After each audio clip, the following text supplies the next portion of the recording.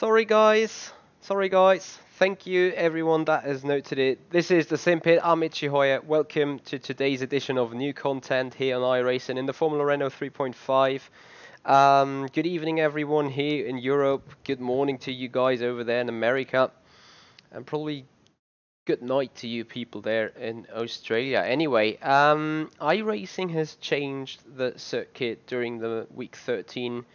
So the iRacing Formula 3.5 Championship now available here at Spa-Francorchamps, and I guess we still have to wait a minute or two until the registration opens for the new session. So anyway, here we are, just showing the little picture right here. We got another like 4 or 5 races, because right here at the top it says to facilitate all members promotions at the end of the season and season switchover, there will be no session scheduled between 200.00 and 24.00 GMT today, which is about 4 hours ago to go. So anyway, I got voice of an angel. Are you sure, Devon? I don't think so. Anyway, we just wait to get into one of these practice sessions, and you know, I of course could enter into a random session right now, but I probably would miss the point to register for the actual race then, so there we go. That's why we wait just for another second. Generally talking about the new Formula Renault 3.5, I already mentioned that, to my understanding, the car feels some sort of similar to the Formula 2.0, and not similar in terms of the overall car, but similar in terms of the specific characteristics. So the 2.0 likes dancing on the rear, likes being difficult to catch in the rear, and I think the Formula Renault 3.5 just does exactly the same. It has more aero, it has more power, definitely. It goes quicker. I think in general it's harder to handle. But yeah, that is just how I see it so far. So good evening here, everyone. Ros Watford, thank you for joining. You'll like the new Formula 3 car with the send you sent me. Okay. Yeah, we'll give the Formula 3 car a go, that's for sure. So Devon, you've also heard that it's like the Formula Renault 2.0, but it wants to kill you on throttle even more. I can agree with that. I can very much agree with that. And I hope finally there we are. So, this session is now up for registration. So, here we go. Load. Preparing the session, and then we go straight into it. And it's probably not going to be the easiest one for doing some setup work right here. Since Spa-Francorchamps then is a very long track to cover the distance. And I will already try to get the system sounds a little lower so you guys don't get killed your ears the first time we sit into the car. But just the sim needs starting beforehand. Anyway, you guys feel free to get into discussion about the new content. Do you like it? Don't you like it? Would you recommend to get it? That is pretty much what I'm interested into it.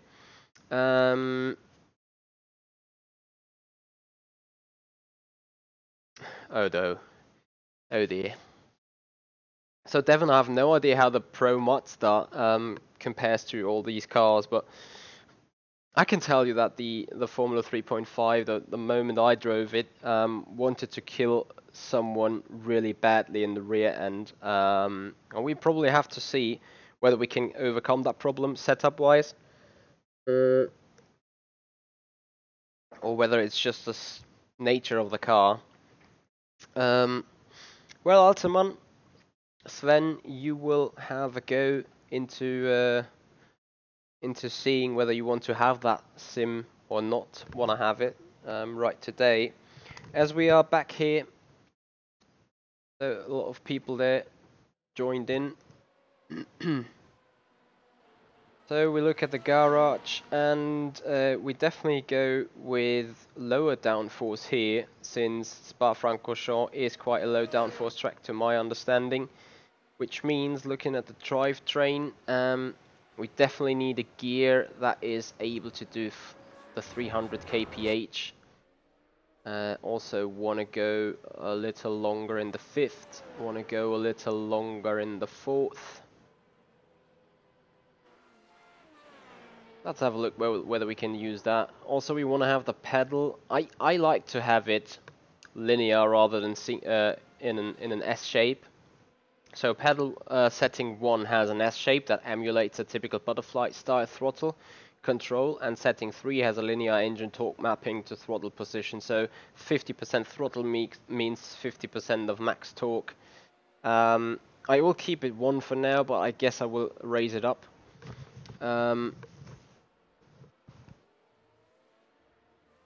Beyond that, I want to have a good long push rod, so the ride height at the rear is going up, so we have a little bit of a rate going on. What is a push rod for the front? I think that might be fixed. So anyway, we just go and see where we end up.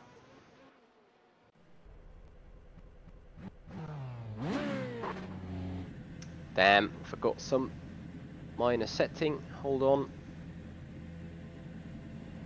As for iRacing, I'm now used to set it on 900. All that redialing in the wheel makes me sick. And speeding in the pit makes the black flags sick, as it has been waved pretty heavily for us. So, better go out the pit limiter then.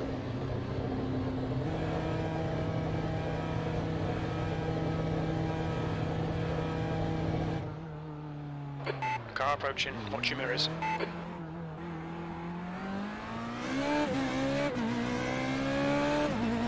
Also, I think you can use the DRS here everywhere.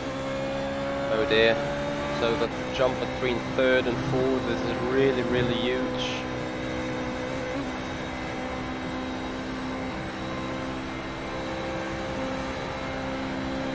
Guess what? 6 gears too long. So we immediately go back to work and go with a lower. Do we really go with a lower? Oh, I don't know. I really don't know.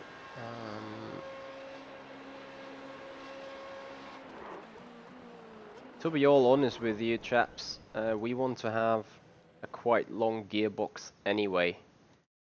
So 1st gear up to 2nd is going to be a huge drop. That's probably even too big. So 4th a little shorter, there we go.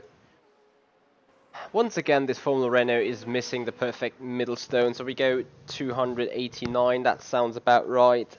Aero, I want to go a little lower with the fronts. So let's have a look how that thing is panning out now. Car felt like missing a little bit of grip during, especially on the front end during Eau Rouge. Track's clear. Push, push, push. Right side's clear. Car left. Clear left.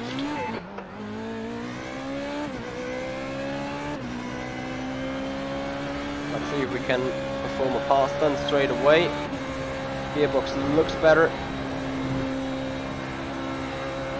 Can open DRS already.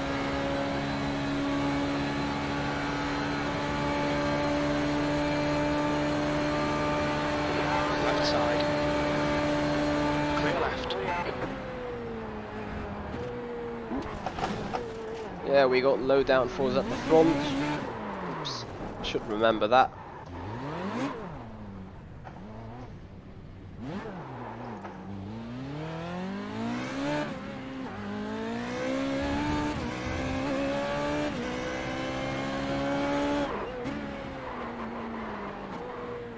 So even if you lock up the front, which I do quite heavily here, the car likes to spin in the rear.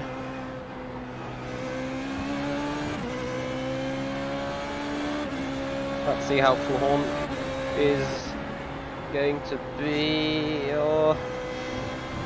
To be all fair, we're missing front end grip.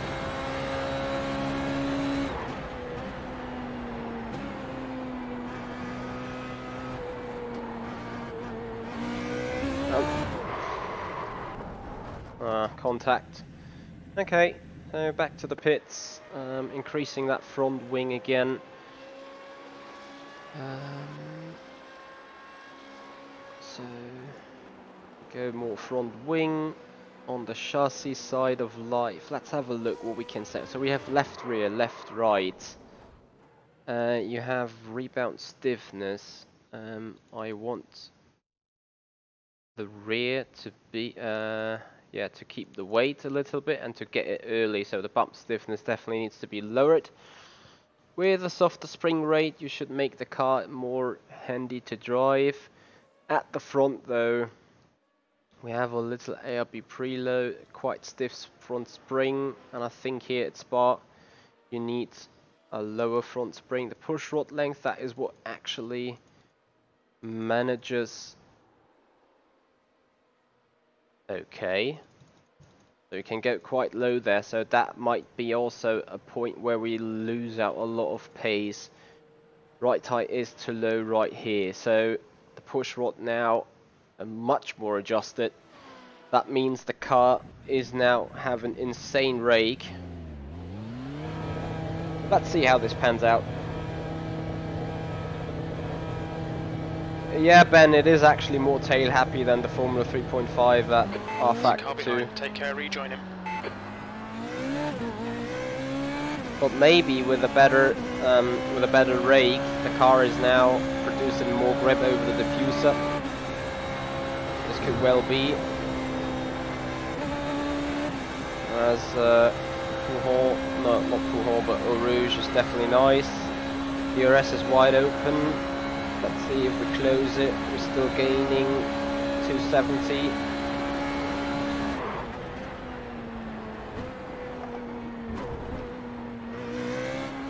Much more enhanced grip there on the front, but yeah, it is quite aggressive there.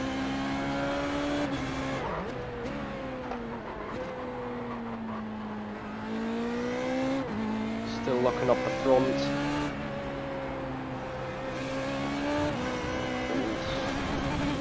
That's when you will be fine. They will host you a server pretty soon, and then you guys be ready to prepare for the next race.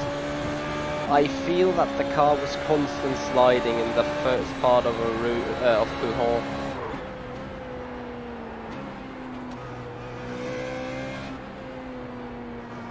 And probably if one of yeah, the car is, oops, the car is probably still understeery in its overall balance, despite we kind of dropped it hard here on the curb. Let's have a look whether we can have a go, have a see. Came around there and then just hit the AstroTurf. We bottomed out very much on that curb, so better don't touch it. So this is only to calculate the balance, and I have no idea what the right height is at which speed and whatsoever. We keep the rear wing as this is quite fine so far. The brake pressure, The leader has just done a get it a little 158.25. lower. And the bump stiffness, I want the little weight that's coming from the front to go good over the stiffness, to go good on the front axis, and I want to have the weight stay there as well, which means in addition we go up 2 clicks more with a bump stiffness, as we really need the car to still rotate when being on throttle there.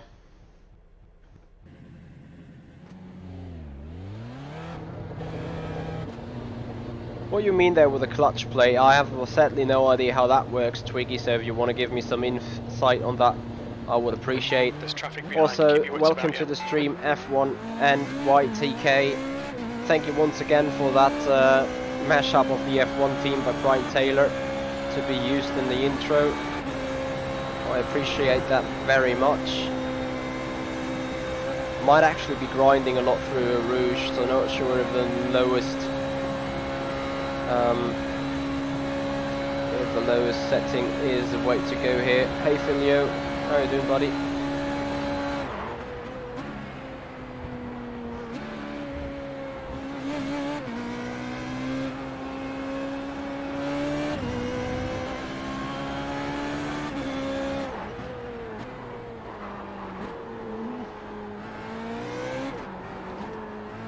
Rivage is a bitch. No name corner, too hard over these curbs. Gonna look forward to them F1. Keep up the job. Oh rip. Okay, don't do that. More clutch plate is more lock force. That will help with the twitch when you're going on throttle. Okay. So we're gonna have a look at the drivetrain.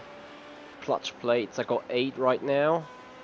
Clutch plates multiply the amount of locking the differential can create. 4 plates have twice the locking effort compared to 2 plates. 6 plates have 3 times the locking effort compared to 2 plates, and 1.5 as much as 4 plates. That makes sense, so it's linear. So it is quite locked already, to be honest. Okay, 2 more. Is that 2 clicks more, or is it 2? Let's get it to 12 and see how it behaves. Yep. So there is another 10 minutes, guys. If you want to be in that session, just watch out for the 13th week of the Formula Renault 3.5 Championship, and subscribe to the race, and then you're gonna be racing together with me in one of these splits. There's traffic behind. Keep your wits about you. Arising right now. Car left. Clear left.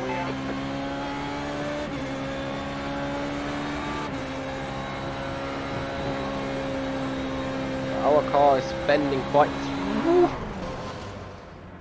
For God's sake, you're very not allowed to. You know what? The car is sitting way too low. The car should not get jumping around every single time we go over a curb. So we're gonna increase the push rod again.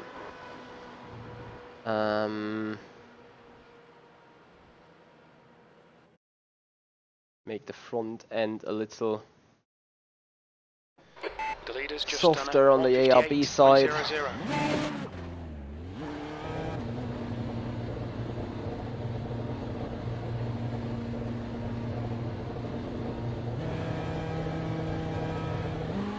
Pit exit's clear.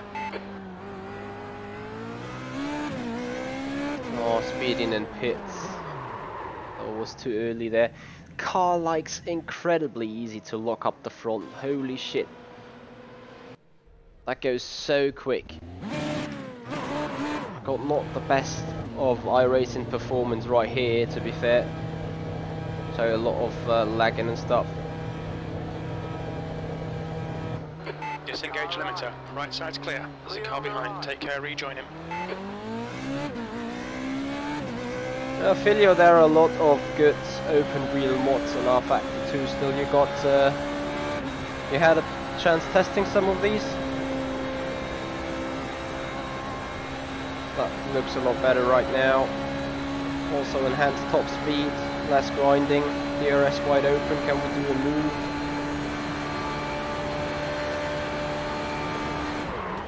Not really.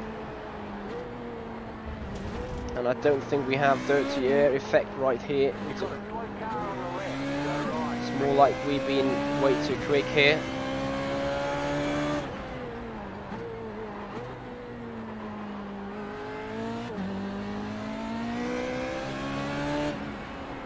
Alright, the best probably is right now to just do some laps.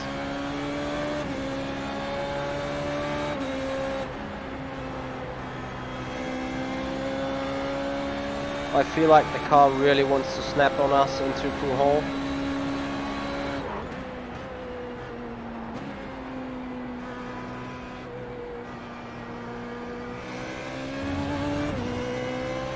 Car right.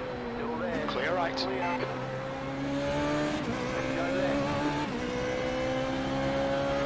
He was so quick in the corners though. Whoever that was. Hey Brendan, how you doing, buddy? Welcome. Do I have input lag? Slightest, if any. So people are doing 57s. I've no idea what I'll be able to do.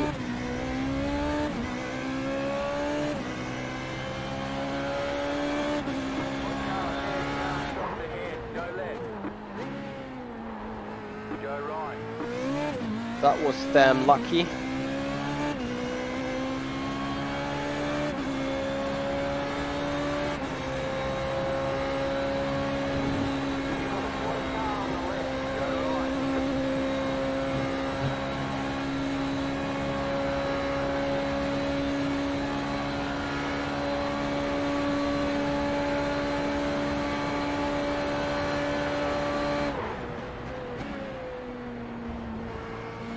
Sector 1 is 0.6 off the pace. 0.6 of the pace. And this was not even a too bad turn 1. Which is basically, well, sector 1 is nothing else but straight in turn 1. And I don't feel like having the biggest aero anyway.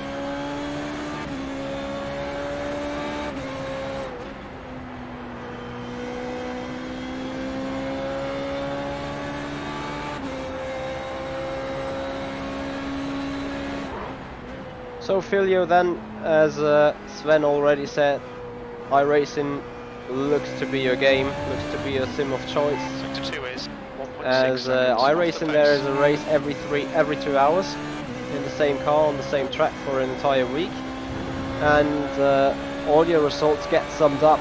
You will get an equivalent of points, and after 12 weeks, the best 8 results are counting. And then you're kinda racing in a league anyway. It's just not an official organized league. It's just an internal ACR not ACR, iRacing competition. That is doing the calculation job as well. So let's see. 2 minutes, .2. B15. Oh dear.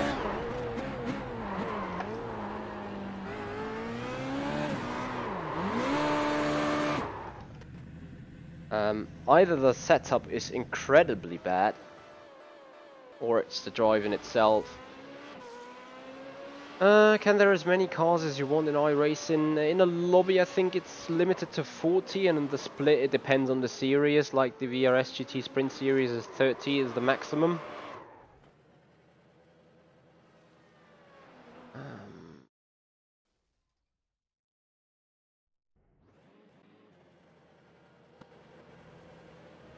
So ARB is pretty stiff as well.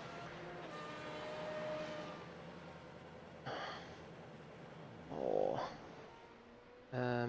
Brake master cylinders convert foot pedal force into hydraulic brake line pressure, so that's some kind of okay. I need to learn that setup stuff too much.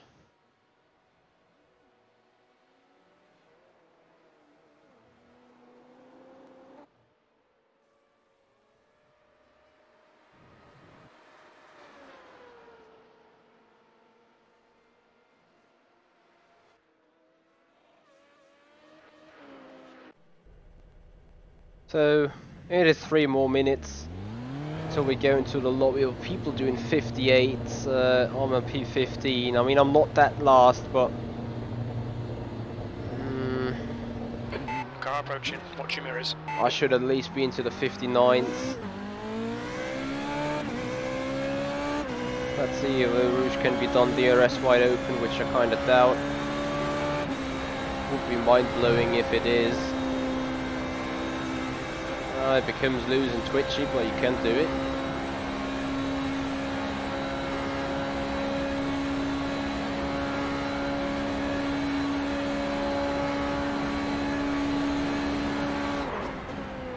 Also, people most likely open up the DRS where possible, which is something I didn't do yet. Well, I can't even do a corner right. So you lost the rear end, and then the tires are immediately lit and sliding around. Standard for iRacing tire model. Once you're in a slide, you need to make it stop full and then be not sliding for 2 or 3 seconds until the tire temperatures are in the suitable range again.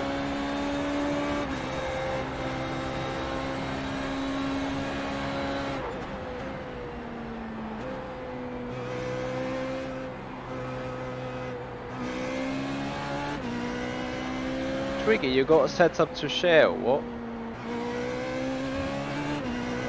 Sadly, this lap would not count anyway. I'm not even sure if DRS works good or right, because I do not feel any real difference of DRS open or not open apart from less downforce in the rear. There is no high-speed surplus. The leader's just done a 157.70. 157.70. Let's see what we can do though.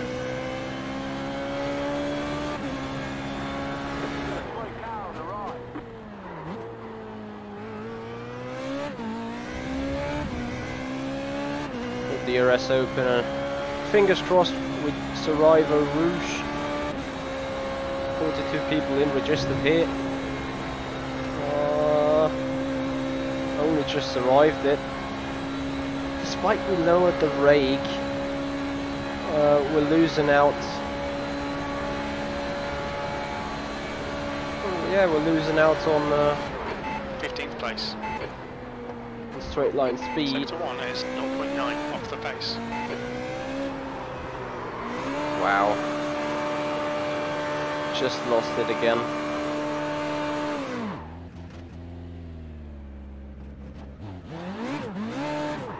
Just lost it again.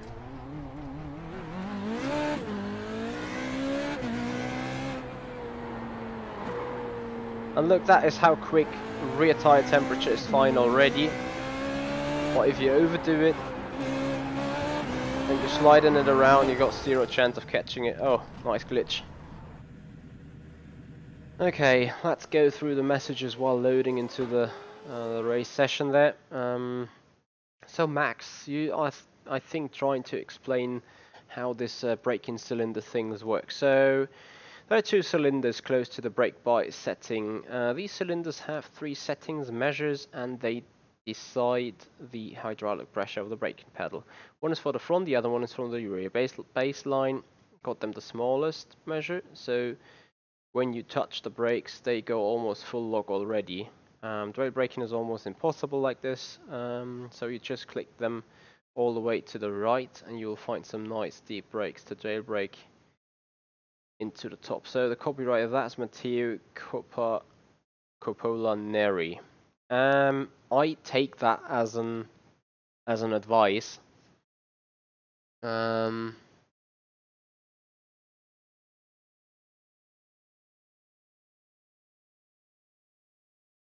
Okay, so DRS takes some tactics. Fair enough.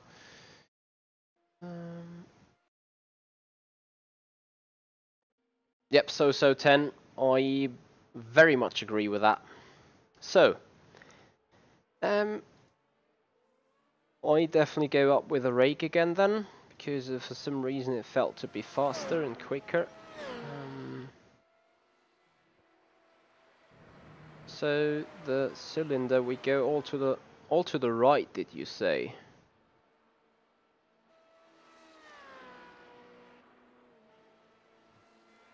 Well, the bigger the cylinder is,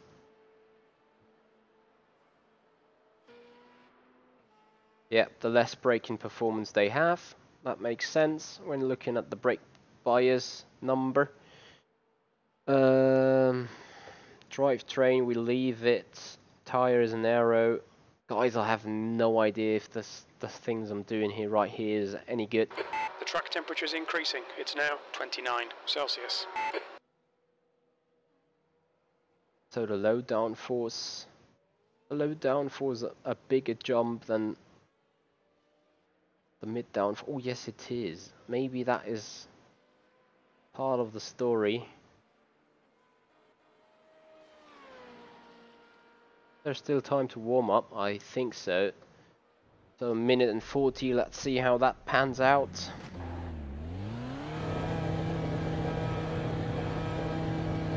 Pit exit's clear.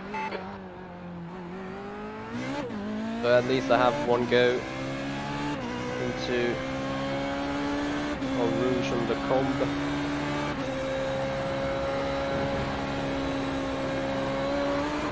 Oh yeah, that is low downforce, definitely indeed.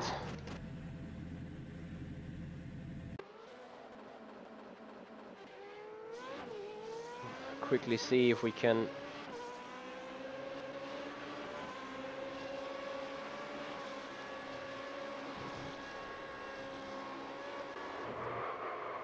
lower these things and be fine. How long we got? We need 40 seconds. 48. Sounds good. If we don't get the result I'm looking for, which is a car that goes through Rouge, we're gonna set that back real quick.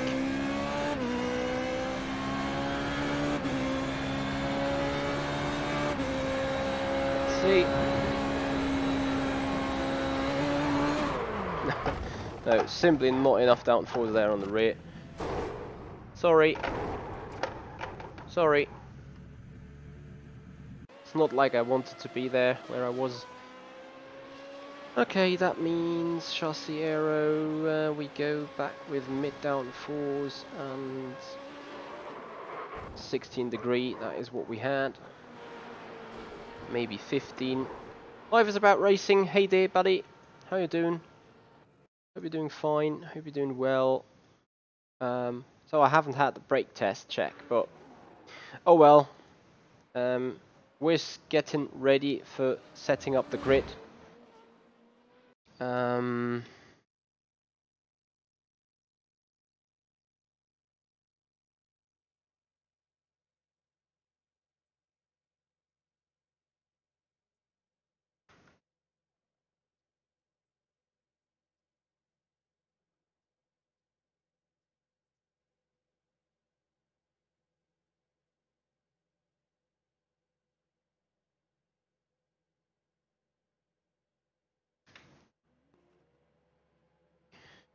So get ready for the grid. What was our fuel? 40 liters of... Oh, that is way far not enough. Come on.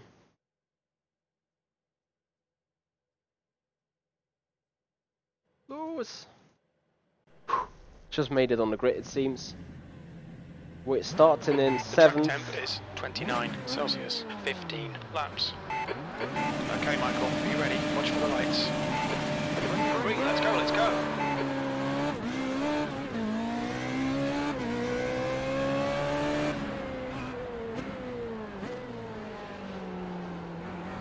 Car left, clear left.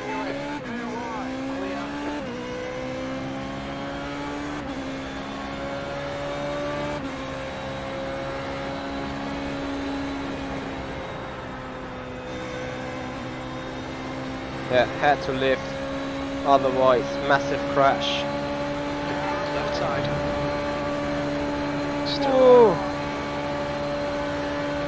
there. Clear left. Yeah, too quick, way too quick. Perfect start, mate. This is great. They say you cut the course. You'll have to slow down and give up the time gain. Well, gonna have some fun from the back then. Car right. Clear right. As long as we can stay on the grid. Car right. Clear right. Car right. You're still there. Clear right. Right side. Clear right.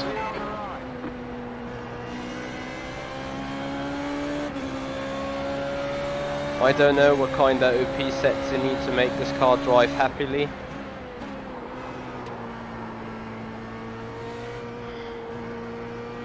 As you know, I very much disagree with the way to set up a killing car in order to be quick.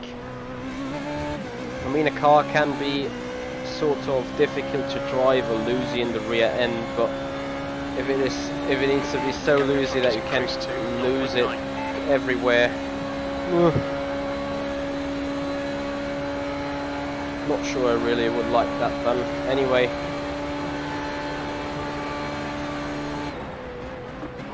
Car left. Clear left. Go right.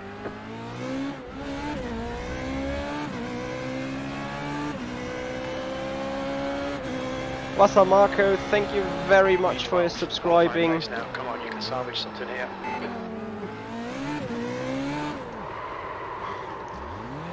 Don't try.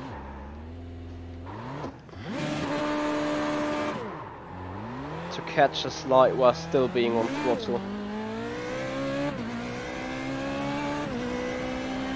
Okay, P17 that is then. Let's see what we can do from the back, as we have clean air now it seems.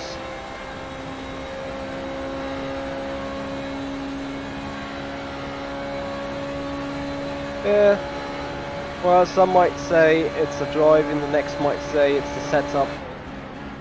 I have basically no idea what is the real source of the issue. Like, surely my driving has not been perfect, but you know, the car understeers into death, track limits, which I'm pretty sure if Antoine Higuelin is watching, he would agree with, saying the car is way too understeery, and the next moment it wants to kill you again. So there you are. Hey there, Michael Clark, how you doing, buddy?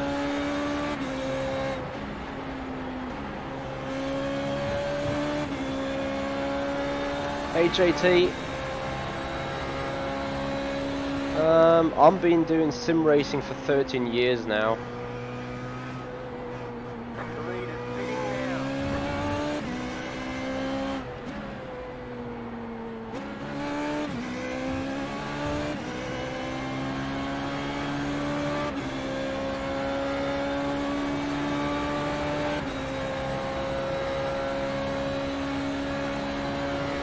I'm not sure if the setup is undrivable. I just think it's just me being too stupid to drive it, really.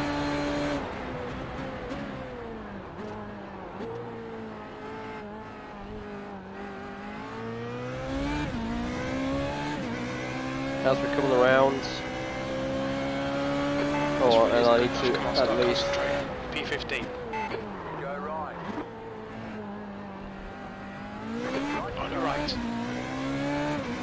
Still there.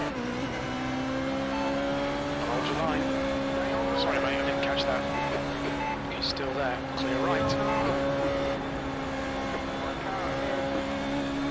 Oh, this is a field of death right now. As we set DRS wide open. Left side. Clear left.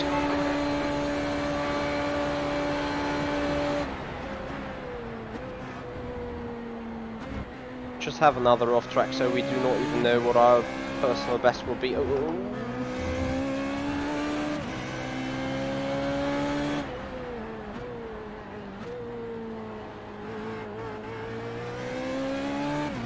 The gap in front has increased. It's now about 5.0 seconds.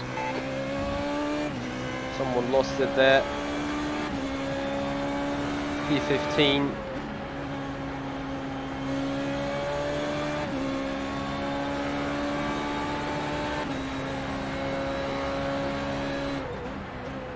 What? We do have a laser scanned version of Spa in R Factor 2?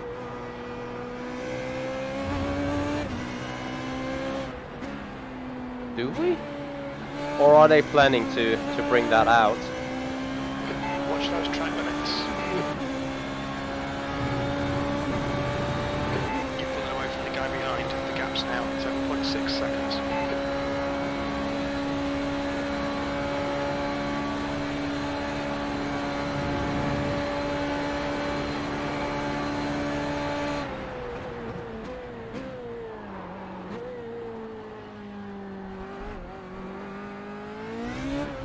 I'm just waiting to put that car into a massive wall. I said to yeah. Car like to snap pretty much. Alright, I will contact Simracing 604 for that matter. Thank you very much indeed. That was a nice move.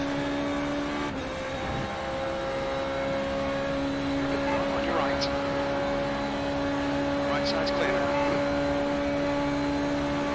Come on, Michael. Nicely done.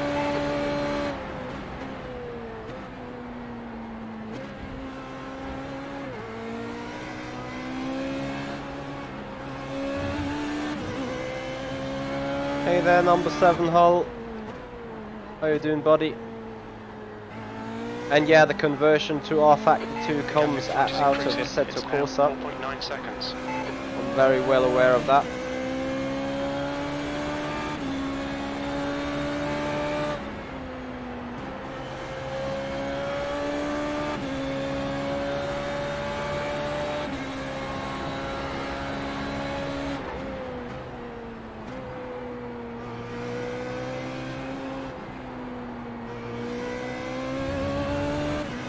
think I'm also turning the wheel way too much. Okay, so back towards Francochamps. Kenny, no, my real life job is not sim racing yet. However, I created a business giving yeah, some kind of driving academy, some sim racing academy, so I give driving lessons and gonna teach you how you can improve your drive and how you can improve your setup skills. That is what I do as a side job. A real job I'm doing is being subsidy manager, so a consultancy company for businesses. P9, that was a 202.73. You're a second off the pace in sector 1.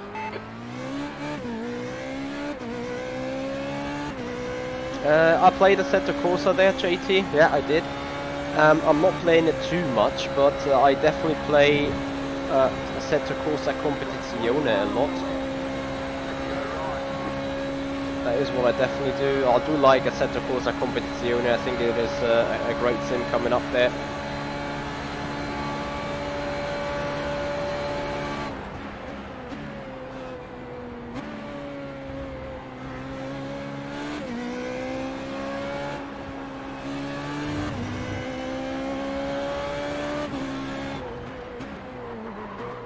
In what condition did you run the 201.5? Nearly spinning was probably the better solution in that big pile up anyway. Sorry. Sorry there. That was my one.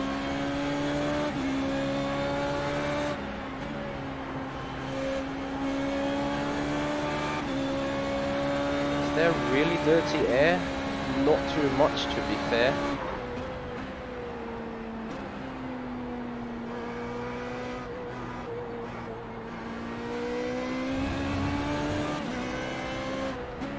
I hear you.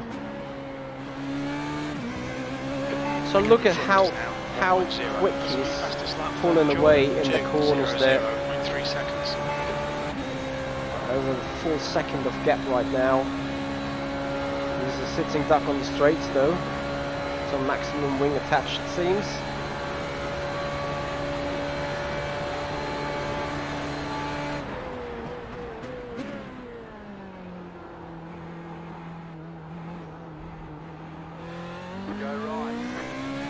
Also, second gear seems to be more stable than the first, obviously.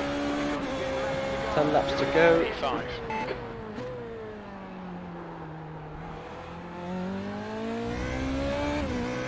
I think I'm slightly getting a drift and getting a chance to get ahead of the game. Also, Twiggy, do you know where I can see how much DRS laps I got left? Or how much DRS openings?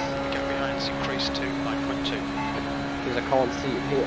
DRS lap 6 it says on the dash. Let's see if that is openings or DRS laps.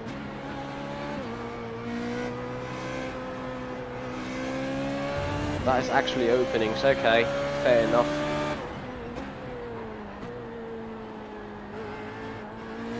Now I understood that as well. I think I'm very much turning too hard on the wheel.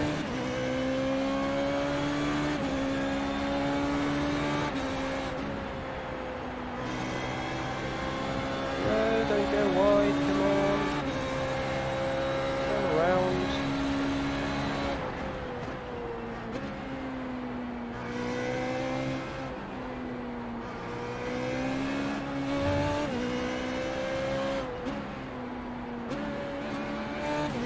So unlike in the GTE or the GT3s, the corner before that one, heading into the third sector is incredibly important right now, as this is the corner you carry all the speed with into the final sector of the circuit. I have no idea what my heading is right now, probably towards 201 point something. Stick it in second now, just to see the effect. Coming across the line at a 2.2.0. That was a 202.01.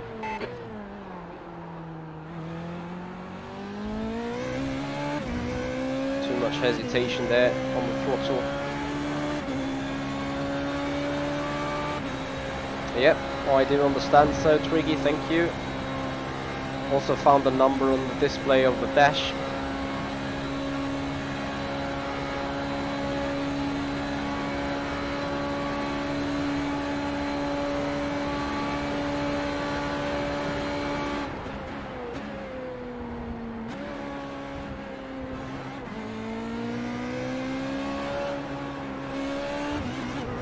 Oh, don't spin. Watch those track limits, we don't want a penalty.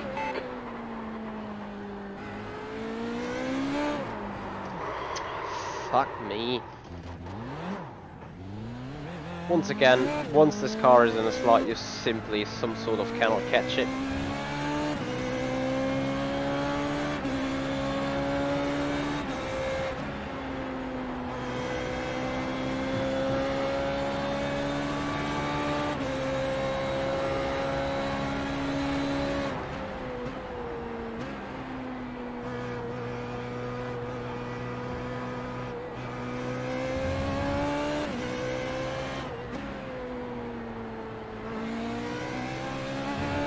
The gap in front is now 16 seconds.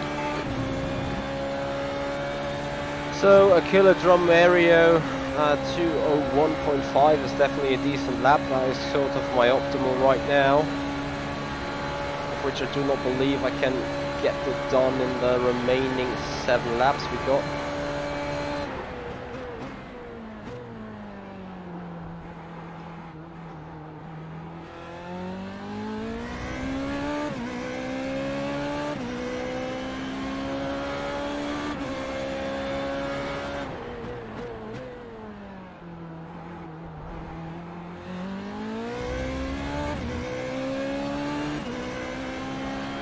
So 72, I have no idea what 72 Fahrenheit track is, but right now we got 30 degrees, that might actually be default weather, so can someone check it, what 30 degrees centigrade track temperature is in Fahrenheit?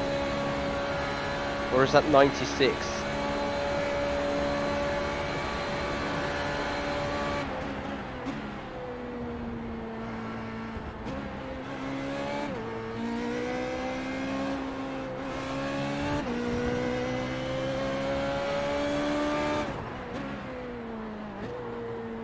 By the way, thank you very much with the hint for the brakes. Brakes feel a lot better now, a lot more accessible. You're pulling away. The gap behind is now 10 seconds.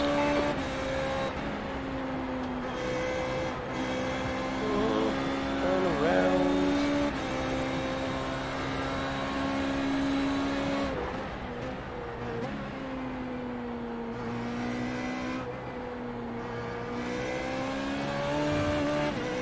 Slide it too much there.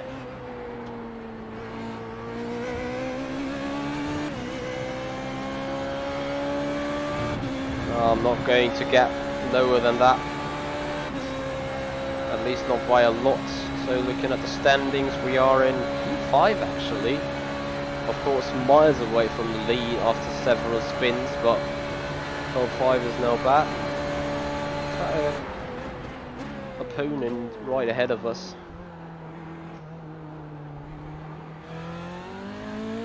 So I'm starting to get in touch with the car, starting to get along with it. 21.7. P3, that's half distance. Should be about 8 laps remaining on this tank. You've just done a 201.77. Okay, 32 degrees, 89.6, so I think my conditions are a little bit warmer than yours. And that is another frequency. Oh, we are third right now.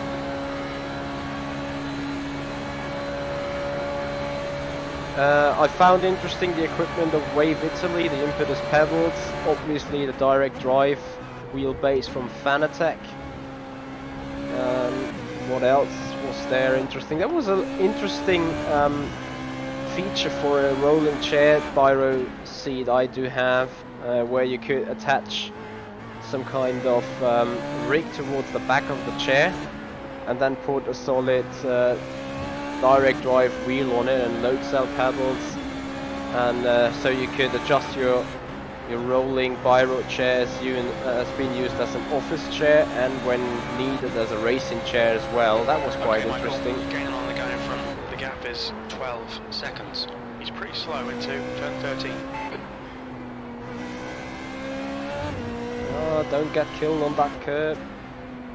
Slow in, fast out. Stay straight and look at the time gain if you just get that corner some sort of right. So that was interesting equipment. Beyond that, the shitload of triples being used there. Ben Clausen, thank you so much for your donation. Thank you very much indeed. Appreciate that. Welcome to the stream. Hope you enjoy it. As we're coming around, final 2 turns, a bus stop chicane. Can we go personal best? 0.8 of a second. Look, where's the improvement going to be? A 2:00.9. Last lap was at 2:00.9. Yeah. Only just made it around there. So, yeah, most of the time missing is definitely coming from driving. We got 15 seconds gap to the lead now, so it seems like the leaders have crashed out.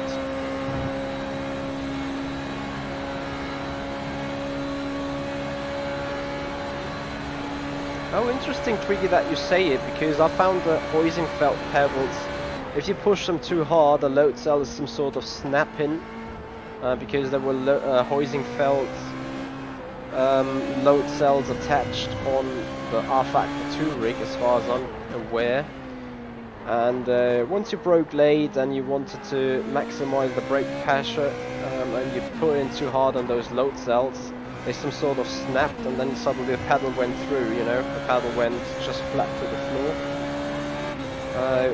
Which I felt was being wrong as a brake pedal, you know. They should never have a point where they some sort of get easy to be pushed. I might be wrong though.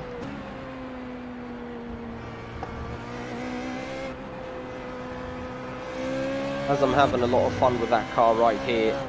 So let's see if I can get a even better exit into the final sector. The gap's now 12 seconds. Yes, we did. Into turn 13. So actually, I'm not sure whether we really wheeling this guy ahead.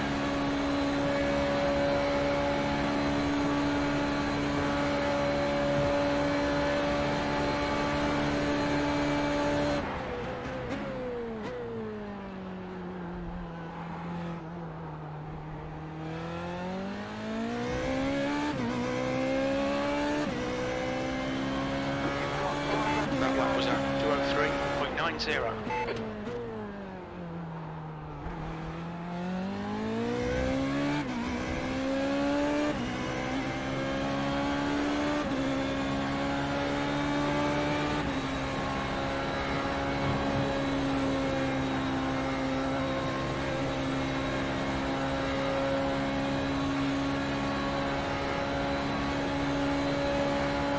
We've got 4 DRS laps left. We still will need them if we come close towards the other guys at the front, just by chance. You never know what's going to happen.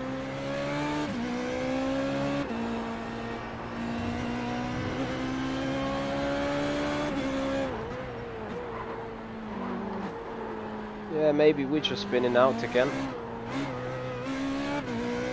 Don't say that.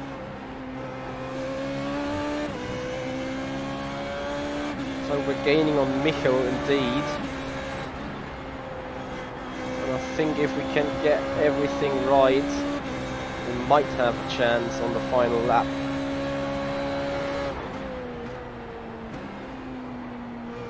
And then we continue racing here in the Formula 3.5 around Spa. Feel free to join us as we're heading straight into the next practice session for a good 20 minutes. Before we then race the car again around here. 10 seconds. He's slow into the coupe.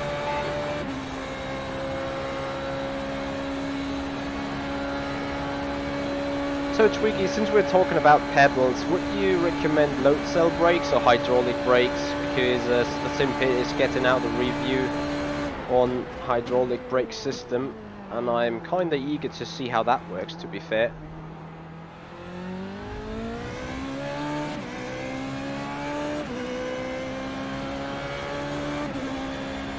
sector 2 is 0.7 off the pace.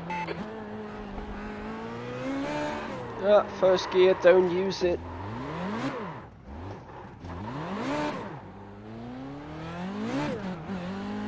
So that is the second place gone for good then. Look at that, I've just lost 7.5 seconds in that spin. And the gap is now 16.5, so we were gaining, but not gaining anymore. Now I opened DRS by accident just from going over the line. But DRS is pretty non-existent, to be fair. I don't think it really works any good here.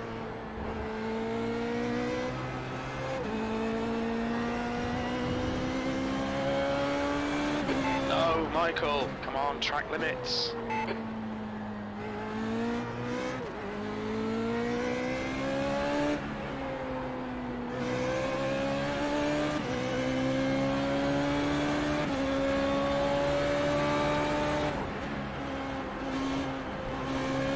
So Twiggy, you're definitely going to recommend hoising felts?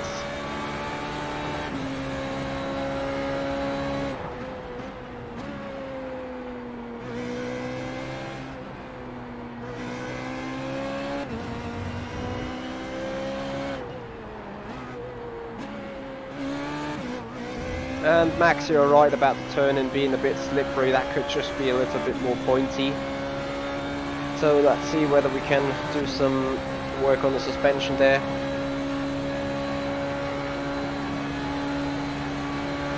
As we have 3 more laps to go, so 3 more. 15.3 seconds of regaining back on our mistake, but it's just not enough. Would have needed to gain 2.5 seconds a lap anyway. Should definitely stop using that first gear here.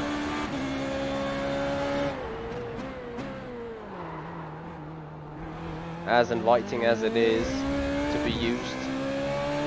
The second gear is definitely doing the job. 15 seconds to the guy ahead now.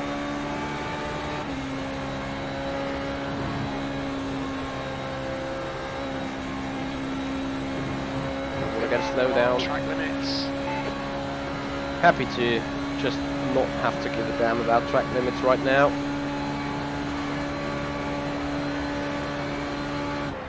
P3.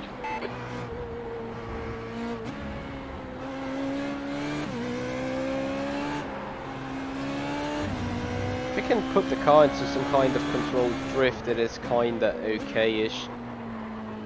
But keeping that drift control, that is a different task then. Because the borderline between overdoing it and just getting it right is so thin. The car definitely has more aerodynamic grip as the Formula Renault 2.0, because I think the Formula Renault 2.0 is only on the steering boat, and this 3.5 definitely feels better than the 2.0 as far as I remember it.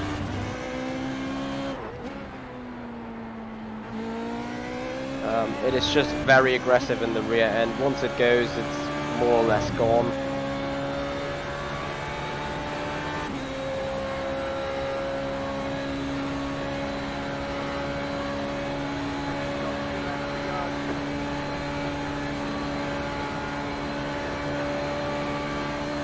Seems like I have to get rid of the Wave Italy pedal from my list then.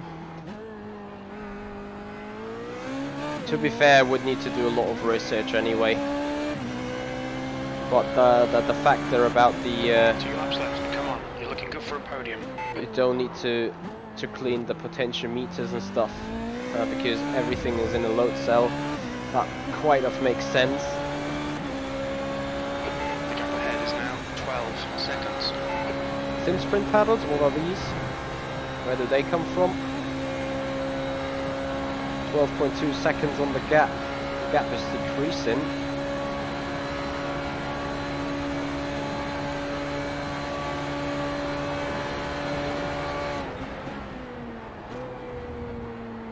Okay, what do you suggest then there, Twiggy?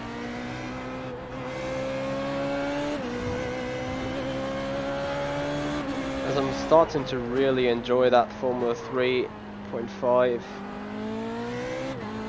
around here.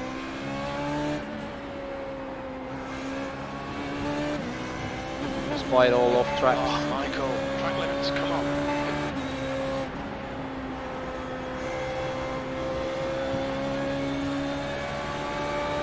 I definitely want to have one, some kind of Formula 1 rim with a lot of dials and buttons and joysticks on it. And might actually get a GT wheel as well for GT driving. Not sure though, because I'm a friend of using everything for everything, and using one thing for everything. That isn't. I'm a big fan of that, to be fair. Despite I can see the fact, or I can see the point that this is not always working to the very best. It's pretty slow into Excel. 10 seconds. The gap is. I think we're approaching the white flag lap now.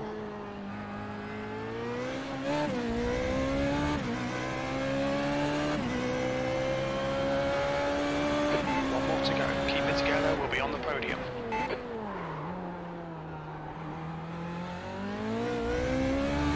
The gap to behind, car behind is now 20 seconds to us. That is sufficient. I'm still losing out on Jean-Baptiste. I think Jean-Baptiste though is an experienced Formula 3.2, 2.0 driver.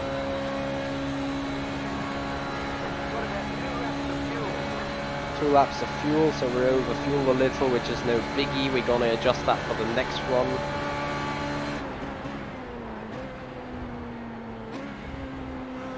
And I might actually increase the front wing a bit, just to get a better turn in, as we're about to maybe set the personal best towards the end of that race. Can we do it? Would be great. Something to really race for, but I think the job is done right now.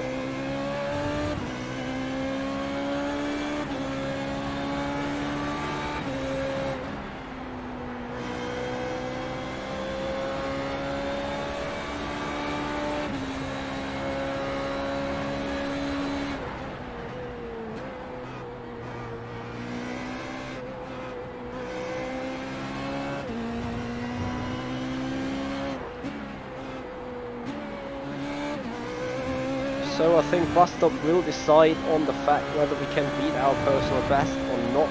We have two DRS openings left, so DRS is wide open now. Let's see what it does on the back straight. 200, 300, 400, 500.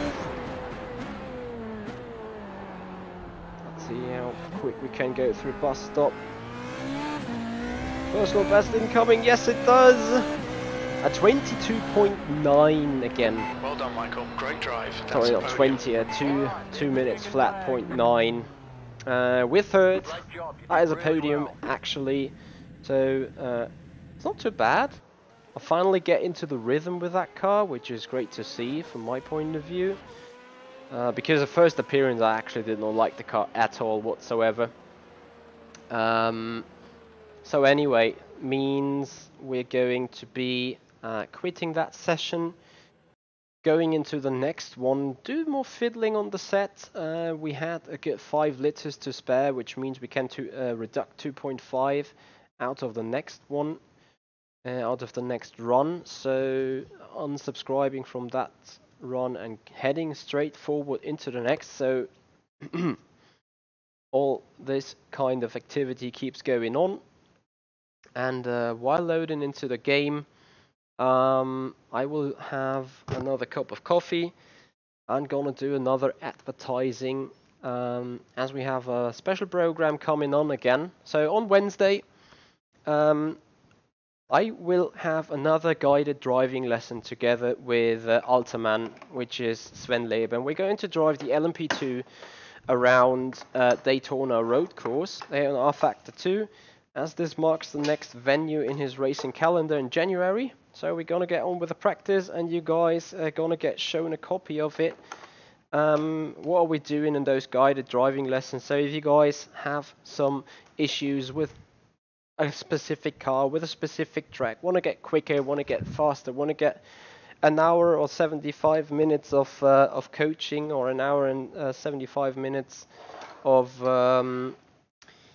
yeah, some educational discussion or some setup analysis and stuff, feel free to contact me, simracing@michi-hoyer.com. That is my new email address for those kind of lessons and those kind of sessions. And yeah, if you'll be interested in it, get into the talks with me. I'm happy to answer all sort of questions. And also, since Ultraman is around, you can probably it's better you ask him, because he did it together with me, and he is absolutely aware of what is the benefit to him and what could be the benefit to you as well.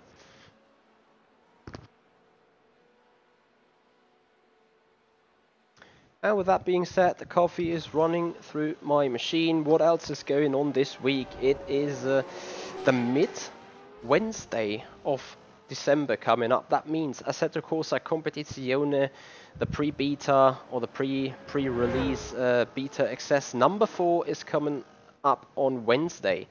Since I got that appointment with Sven on Wednesday already, I'm not going to stream that one on Wednesday, but I'm going to do it probably on a Thursday. So whatever, definitely gonna do a stream about the new Assetto Corsa Competizione build. I think they released Monza, if I understood it right, back then when the Simpit was live with his morning show. But definitely need to have a look at this as well. So that is going on. Beyond that, maybe have also some driving in the LMP2 car around Sepang, which is the next track of mine in the VEC. So already do some installation laps right there straight away. Be prepared.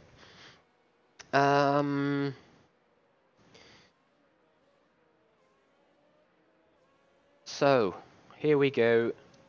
Working furthermore on the set. The front downforce 42.61. I take it 16 degrees again. Beyond that, let's see what else could we try to do on the setup right here. I think if the ARB is a little more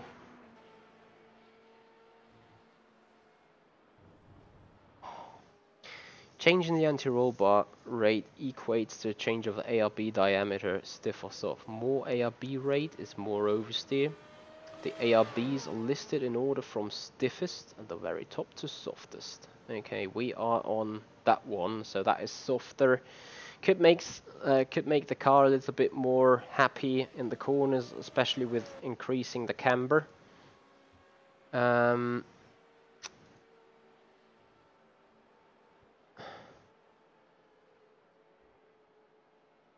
Oh dear, Dennis, you really sure we want to do it?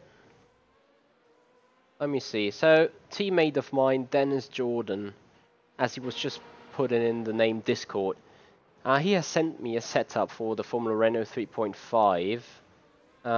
Dennis, am I allowed to share it live and show it on screen? Because right now I'm just putting it down into the folders, but I don't want to show anything you don't want to be seen. Setups, Formula Renault 3.5. Because I'm kind of interested in how it really goes and how it really wants to drive.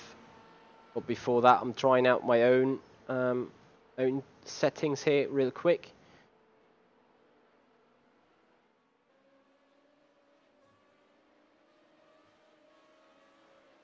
Okay, so I'm allowed to show it, but beforehand, I'm going to go with the own real quick.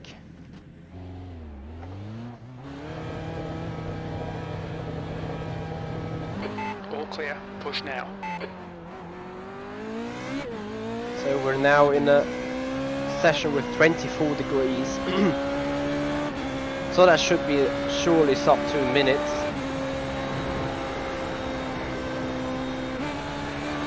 And the car is a lot more oversteering now, of course.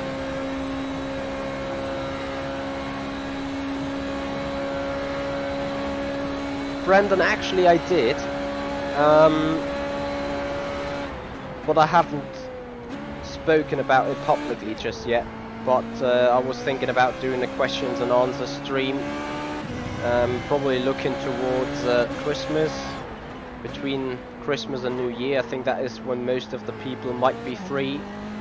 Also do a little survey beforehand with the Patreon program, guys, so we have some quick questions being listed that we were talking about, and I think that would be a suitable way to go.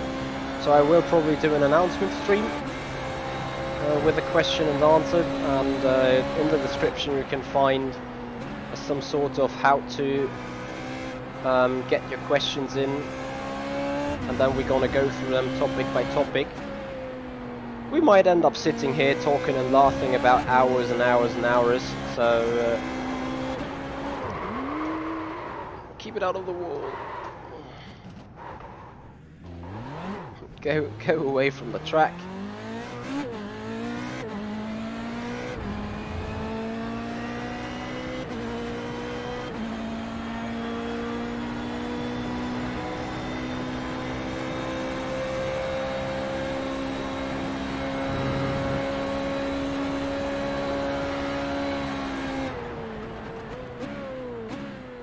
So we got 15 more minutes to test. And no offense, Dennis, I want to see what my creation of setup is able to do for me right now.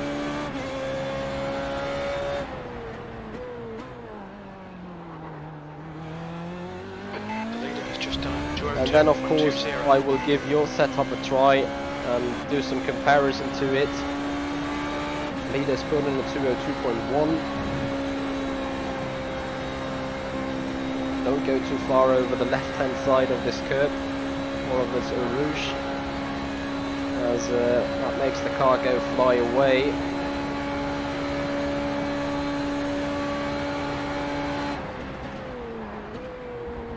Sector 1 time is good. Car is a lot less tail, well, a lot more tail happy, as it likes to spin very much.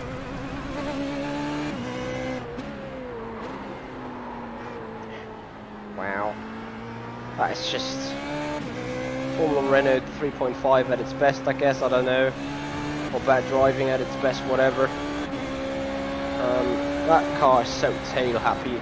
You know, despite the other race we would have been quite slow, I felt more or less comfortable on the car once I somehow figured out what it likes, what it dislikes. Well, that little change and one click up in the front wing at the front and then a softer rear anti-roll bar made this car an unbelievable bitch in the comp. So have to do 2 laps at least to see the full effect. But we keep in mind 1.4 seconds. That is what we lost during the slide, during the off track. I'm not even sure whether the lap time gets noted down.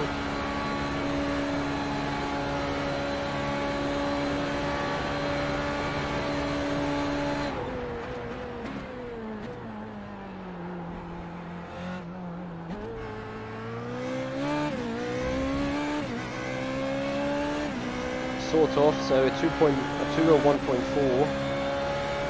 B2. So if you would have done it right, close to a 200.0. Did I get that right? So 3 cars ahead. I'm pretty sure we will be struck by traffic pretty hard here. They will start battling throughout the lap.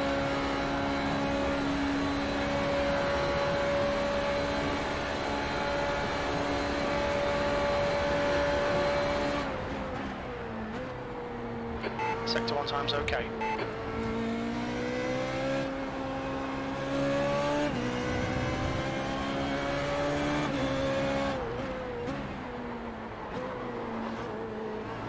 Clear right. Fuck me! How did I dodge that? I don't even know. I do not even freaking know.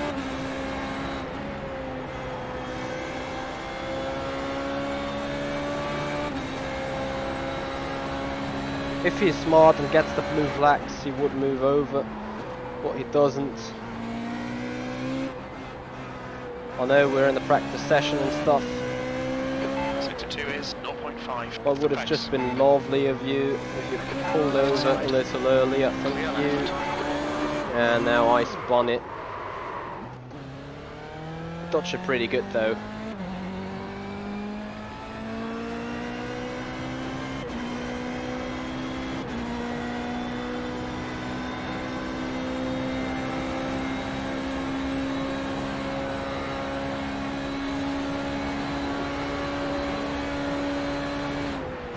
Actually, Michael Clark, that is some sort of ride. It's just not Interlagos anymore. Will be Daytona. So I need to give myself still enough of time to test the setup of Dennis Jordan. Off the pace. Sector 1 is quick. Sector 2 Hence is why 0.5 off the pace. this will be Sector the 3 final is try 0.7 off to the get a pace. good lap You've together. Just done a 06.00.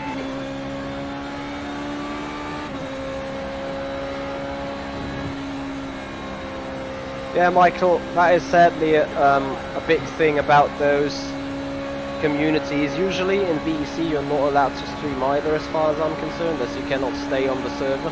However, I got a special agreement with the guys to be allowed to stream the full race, which I'm very happy about.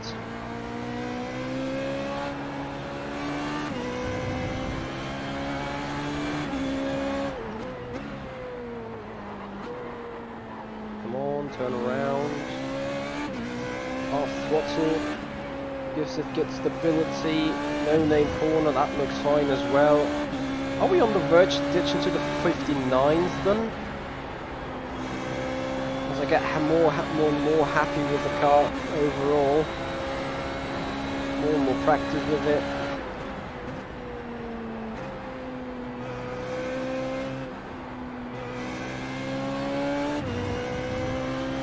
Sector 2 time is good. Please, no spins ahead.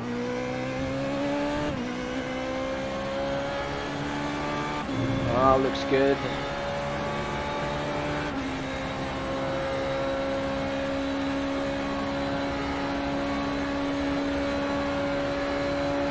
No DRS to be used in order to keep both lap times comparable.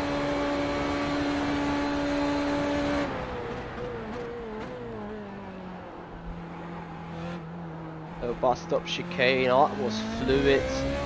0.7 of a second improvement, and we go into a 159.4. Your quickest overall. You're currently 2.1 Okay. seconds quicker than second. That was 159.41. Sector 3 time is quick. Yeah, Twiggy, I definitely don't forget to save the setup. So we're gonna save it as Michi Hoyer Spa 13th week. As I'm not sure whether the car's going to be tweaked or not. And then we're going to look at my setups, open the other one, and it has 42.0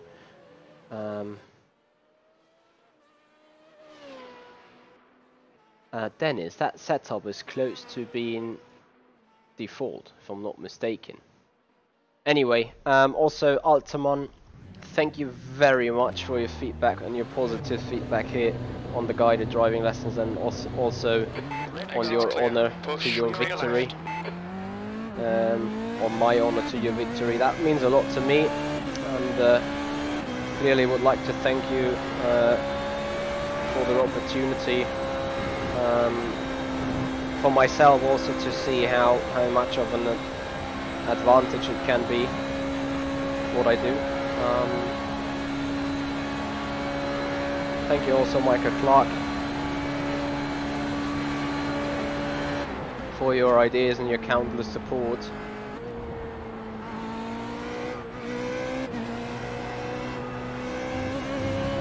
Then his first impression of your set, I like it.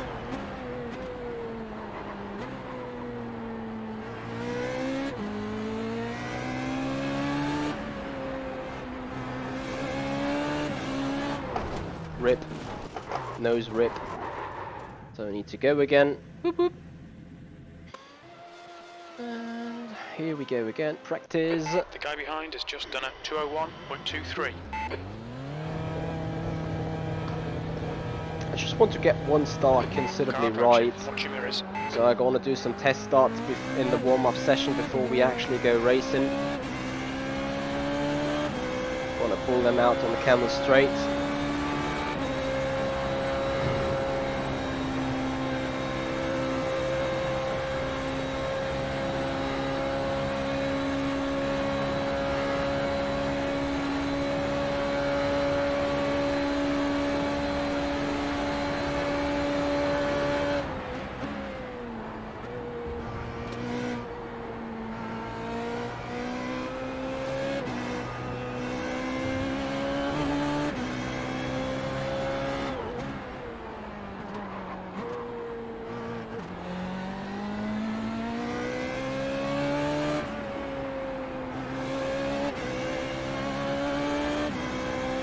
Maybe short shifting is also a possibility to get that car turning while accelerating out of the corners.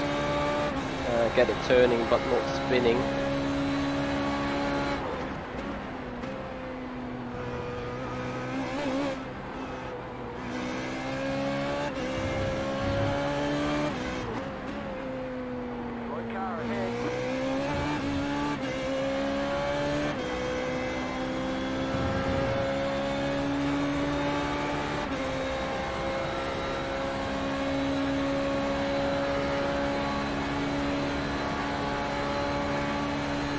I'm very interested in that answer there, Twiggy.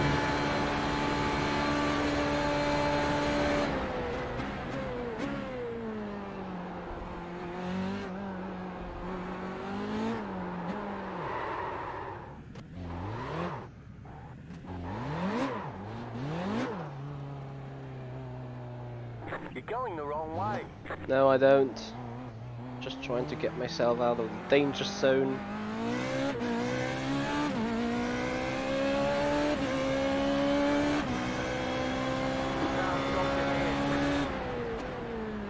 Go left. Go left, we're left. Alright, Dennis, it's judgment time. Got 2 laps to set a better lap time than mine with your setup. Goes better through a Rouge, no doubt, as it is quicker up the hill.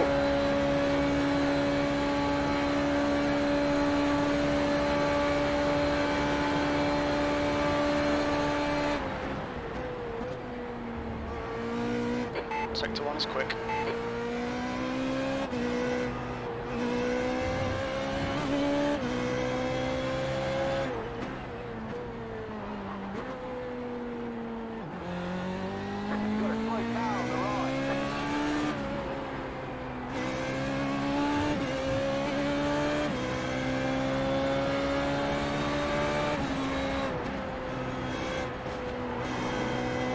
Driving error.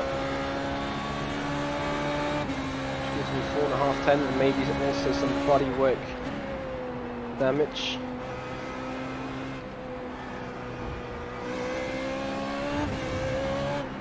Sector 2 is 0.45 off the pace.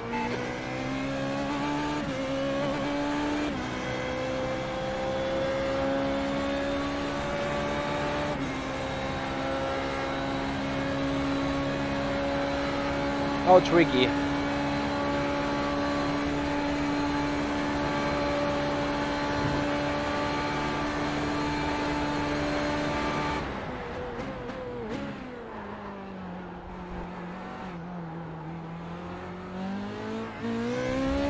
think the second gear is a tiny bit too short for my liking.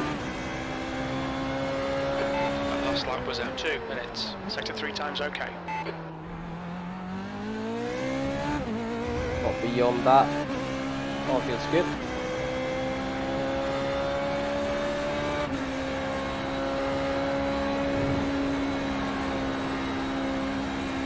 Yeah, especially on the long straight, it's a lot quicker.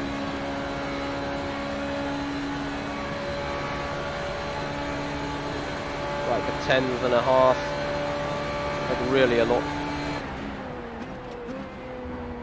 Sector 1 time is good.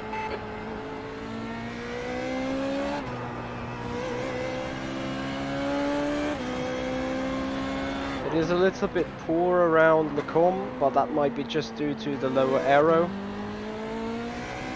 balance on the front. which I'm quite sure it gives a lot of stability though on the other hand.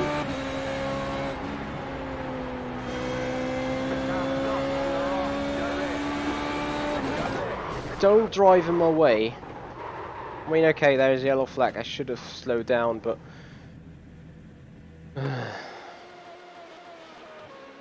okay, my fault.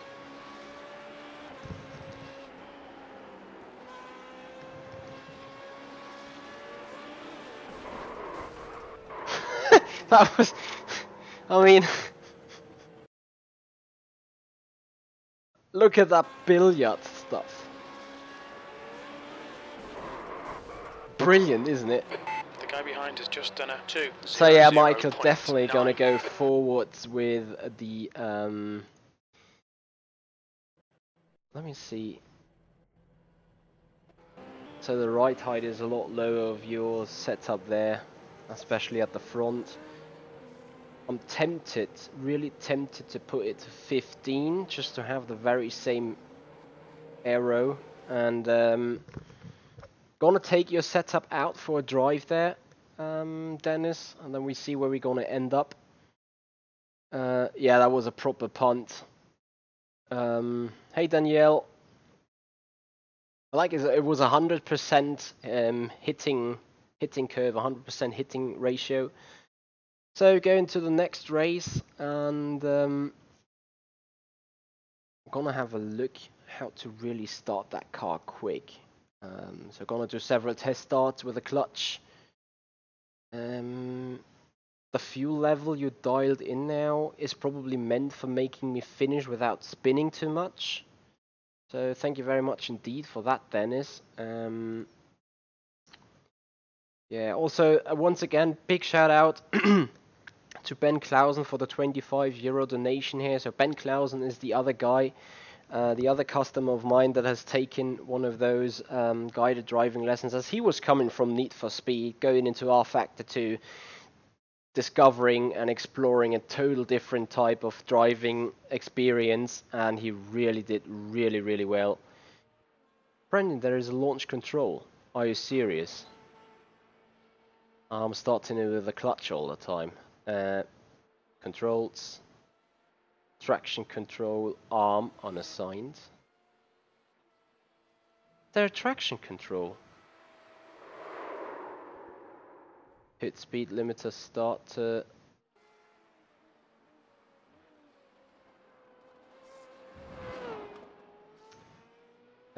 TC arm. Just get it, that one.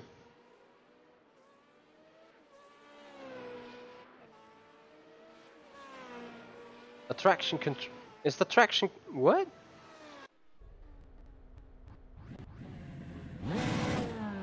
Oh lol.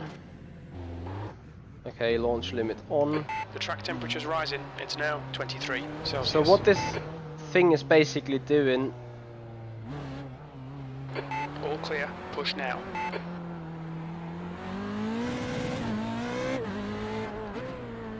Okay, let me see how this works.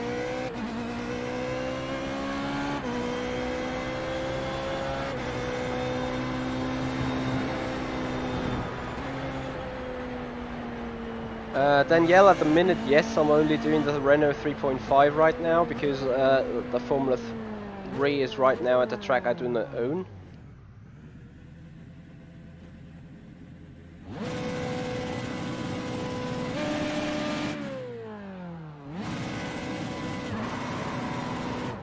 Okay, so...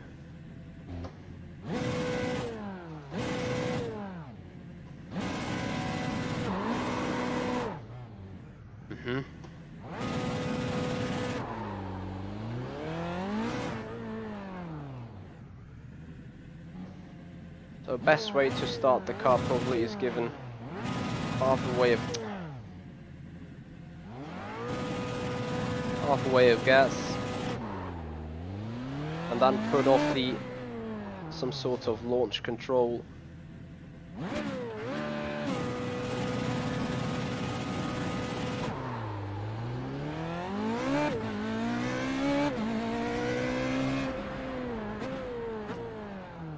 Can adjust the launch control RPM point. Okay, let's have a look.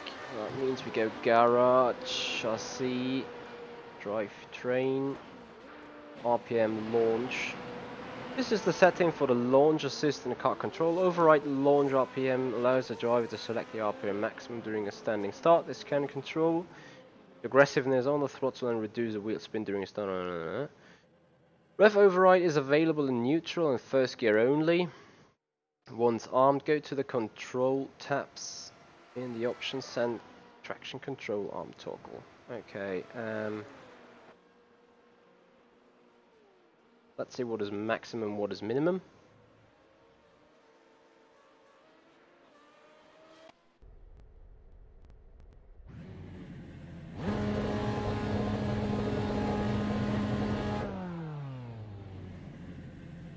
Okay, trying to remember that sound. Damn, not enough time. Chassis launch 6.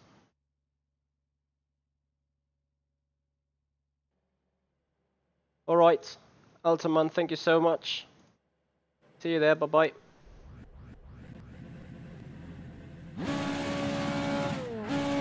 Okay, that launch limit is pretty much up. So we probably go with 5, as this is, where is the launch limit? There we go, 5. Okay, grid, here we go. We're starting in 15th relative.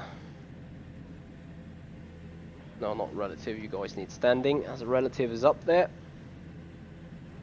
We put the ref launch limit on.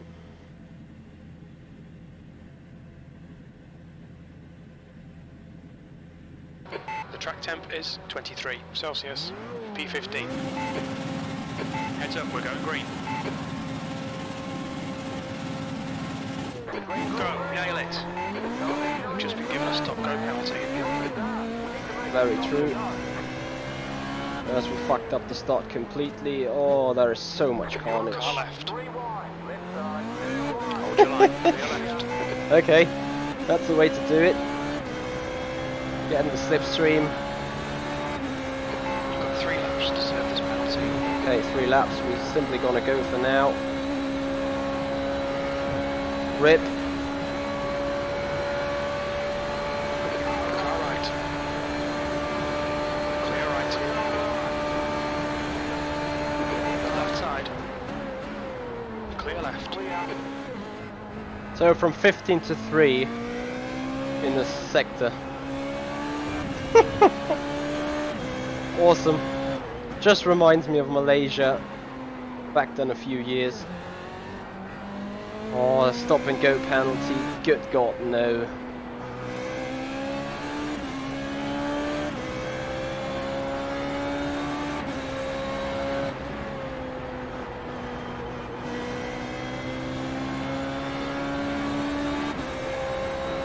No refueling, no replacement of them tires.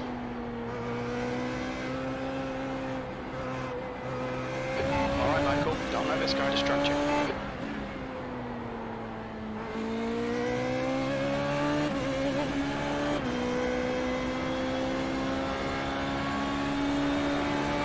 Ah, Martin Kroenke. Guess who's leading? It's not him. Wow. Dennis, I can refer to your law fatal law. Just sweeping by. Seriously?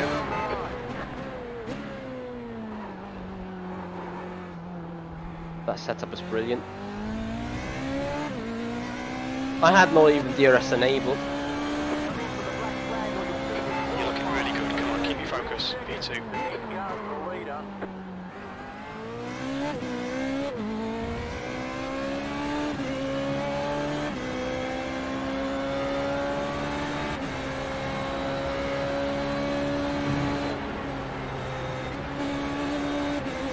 We've got 2 laps left to come in and serve this penalty. Car right. Hold your line. Right side's clear.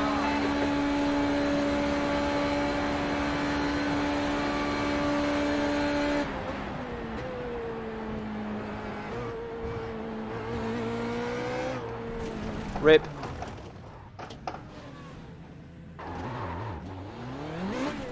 Get out of the way.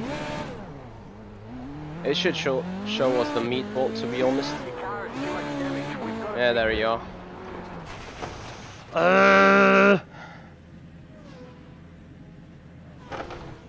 Yeah, pumped my rear. Sorry. Sorry. This is...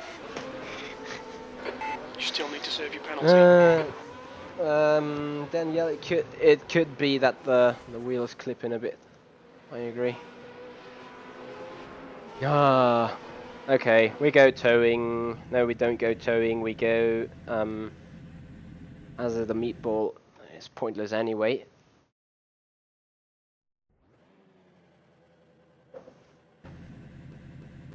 You're right.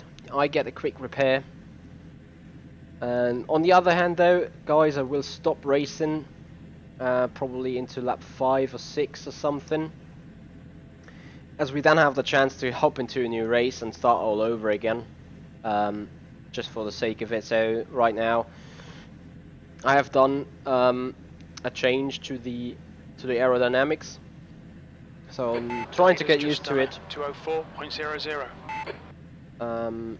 To get used to it on this race right now, and see what we can have. Just fun-wise, as the towing is another minute and 40. That means we will get right out into traffic, the traffic that is just passing us right now. I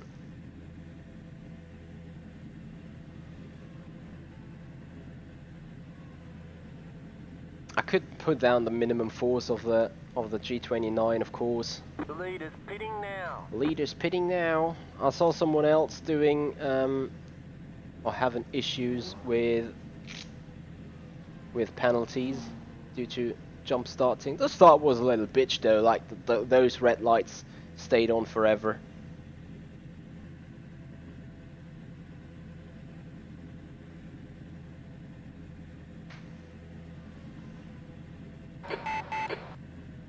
Okay, so we're just waiting.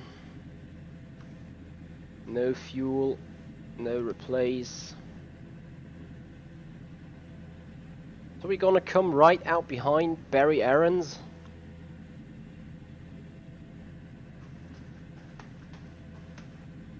Of course you're joking a little bit there, Michael Clark, but actually this is not entirely wrong, you know.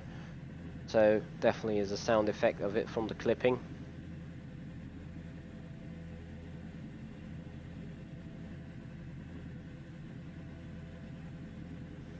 Put a limiter on.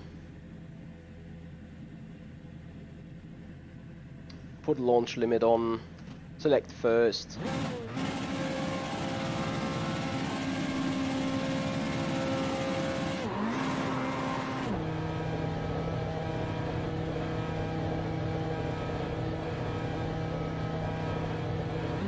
There's traffic behind. Keep your wits about you. The leader has just done a 201.93. New fastest lap for Suarez, 201.86.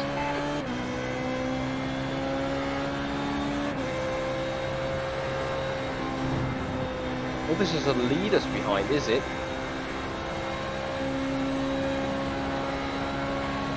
Yes, it is.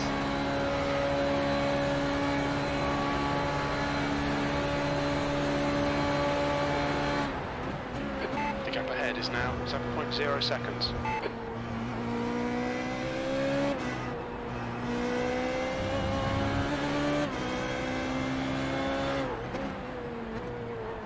Yep. Twiggy, you should have noticed the voice when we were doing Formula 1 2018 career mode. Like, that clipping noise was just so biblical all the way, so I turned down the effects now in the game.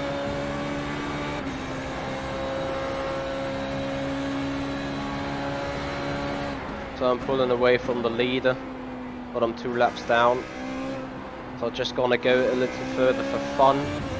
Next session is coming up in 15 minutes already, so that means we're gonna do 4 or 5 laps here before heading over to the next one. I just told you gonna get a little bit sweaty out here with more racing in the F3.5. Strength of field 3.2k, you would not expect it, but yeah, with Martin Franke in the split, that is how this strength of field comes together.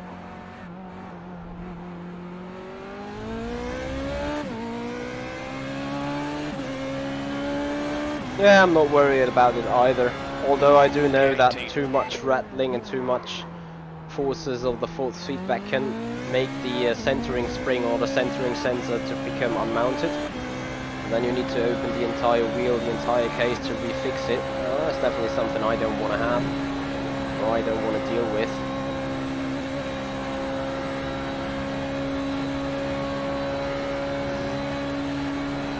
Sweeping by.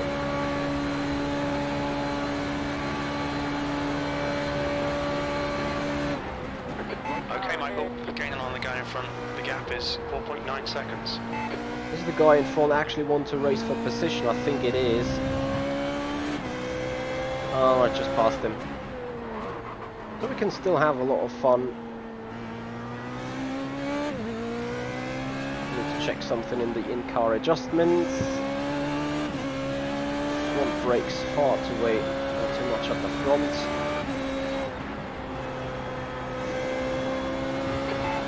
Really anyway, the gap's now 3.2 seconds.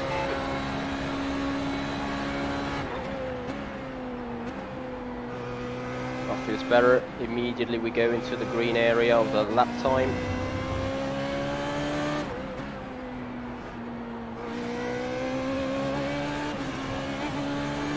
Watch those track limits or we'll get a penalty.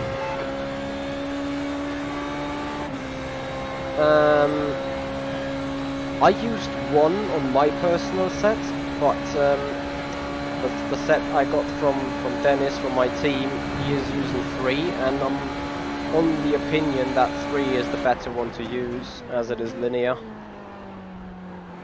And I understand a throttle should be linear, not like butterfly shaped. Alright Michael, don't think about the lap times, just hit each and every apex, P15. So tricky, I'm very sure you can tell me all the kind of surpluses a direct drive wheel has over anything else in a list.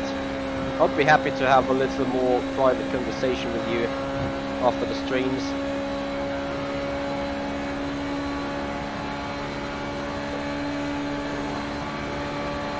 So guys, stay tuned, it just takes another 10 minutes until we park this car and sign up for a new session. Yeah, rear tyre is lit and then it's rip.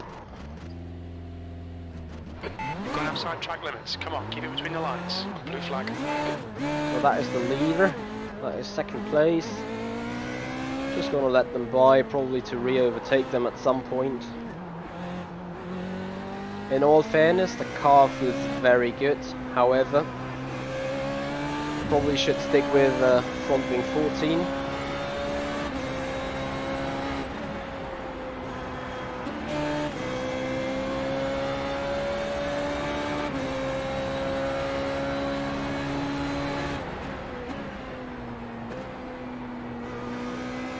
Although I'd really like to race the 15 front wing because it is just... it feels better, you know?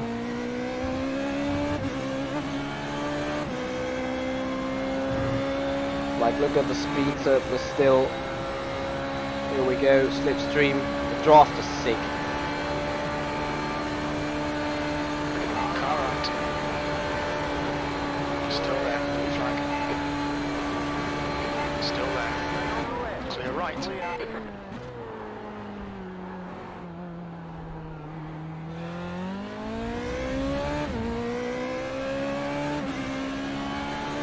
Alright. See you there, Ben. And I look forward to seeing you back here. Once again, thank you very much on the donation as we power slided out of turn 1. And so Pablo goes in our slipstream, so let's see whether he can come up and and do a move on us and see how the draft is really pulling him in. I'm sure he has DRS wide open. Here he comes for the overtake. Look at that draft. That is sick. Right side's clear. The gap behind is now 12 seconds.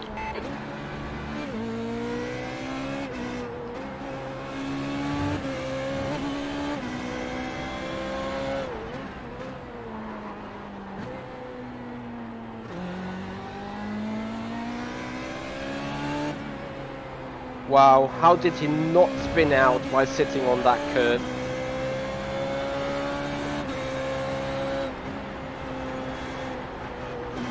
Is that dirty air effect now?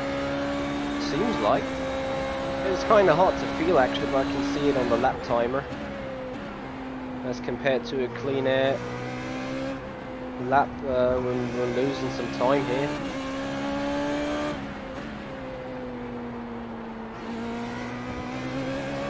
That would be a bold move into... Oh, Michael, come on, track limits. Bus stop, I guess. On your left. This is... Clear left. Seriously? Blue flag. You're coming off the track and put me in the grass like nuts.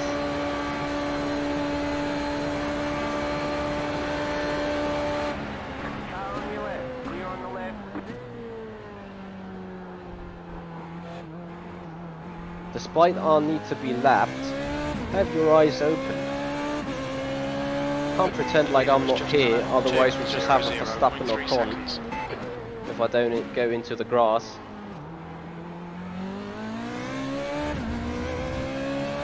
Okay, let's try an open DRS move through Eau Rouge. Oh shit, I'm gonna run in his back before even going through Eau Rouge. Car left. Still there. Clear left.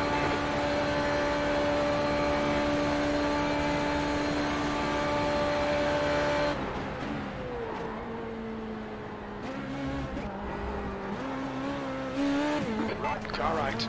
Clear right. Come on, track limits. Keep it between the lines. Wow. So to keep the spin catched, he just hit the brakes. I'm not really sure what to say. Look how he's sliding on the curb and then hits the brakes. Well, that caught me entirely off guard. Anyway, I'm gonna unsubscribe from that session to subscribe to the new one.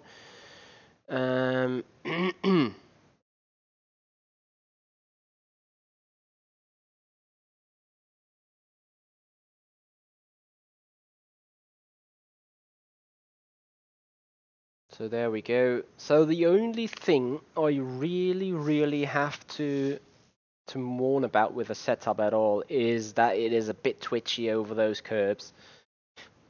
And I might actually, let me see, might actually have a look at the anti-roll bar and see how that is set up, especially in the back. May do it a click softer and then be good for racing again.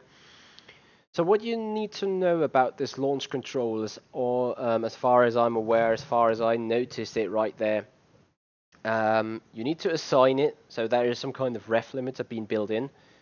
Then you need to go off and go away from the line, and while going off the line you need to then disable that limiter again, otherwise, or you have to short shift it into second, which I think when going straight and trying to have maximum power on the grid, you don't want to do. So you need to enable it, do the starting once you're off the clutch, disable the ref limiter, and then you're good to go.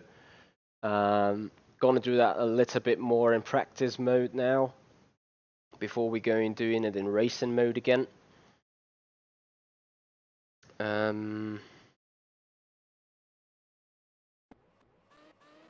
This will also mark our last race for tonight, as we are about to do something else still.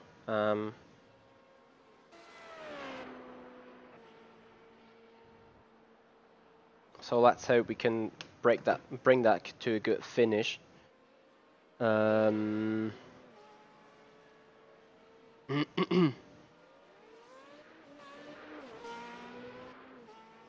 Yeah, Twiggy, so do I. To be fair, so do I. So let's have a look. It is the softest already. Ugh. That is not really what I hoped for, and the front one is pretty stiff. Okay, so to the rebound, a click softer, so the weight goes further, quicker at the back.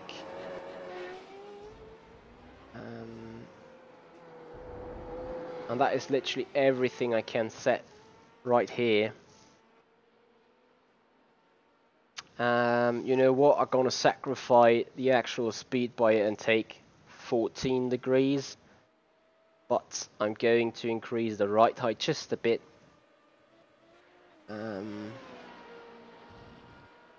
That is an interesting thing. I definitely need a motherboard that is big enough to cover all the USBs.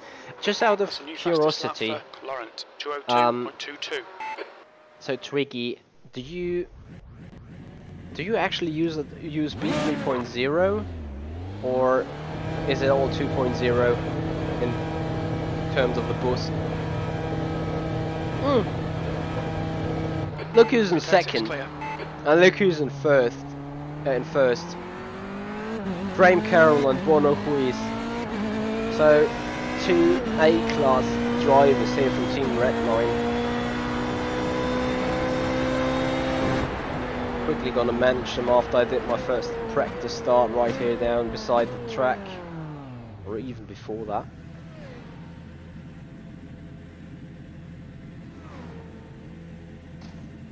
So, launch limiter on, first gear engaged. Let me go off the racing line a bit more. Clutch engaged.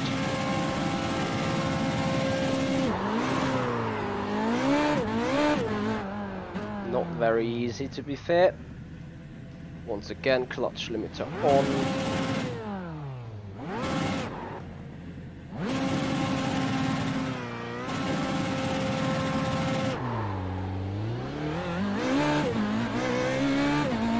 That is sort of how you can get going. Oh, put it on.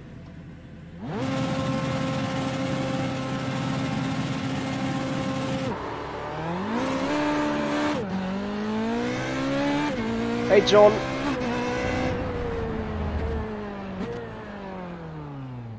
All connected to USB 3.0. Okay, fair enough. But the only reason why I'm asking, many of those USB ports or USB cable connectors are not able to deal with 3.0s as long as they are meant to be for 2.0s, so to say. Well, Twiggy, you definitely got the right machine. Let's put it this way. Okay, I give myself a lap to get in. Green Hell Driver there from Twitch. Thank you very much for joining. I'm doing good so far. How are you doing? Like the new content here on iRacing? We have Patrick Saw. We just let him go. He's in the Milk 7. Nice livery here. The Benetton Renault style.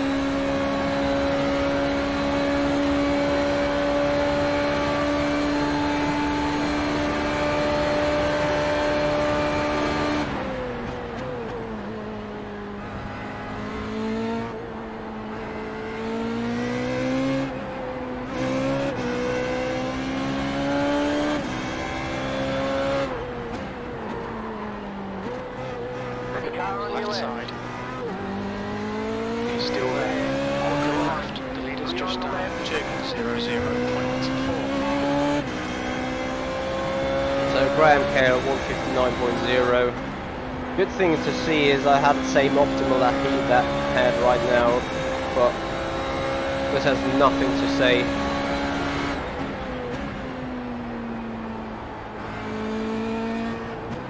Peter, thank you very much for your feedback. That also is very much appreciated and actually helps getting the show in the right direction, so thank you very much for your feedback. Also feel free to leave comments under the sessions and the tutorials below. So once again, Peter, it wasn't me. Thank you very much indeed. Either of us what that was, sorry.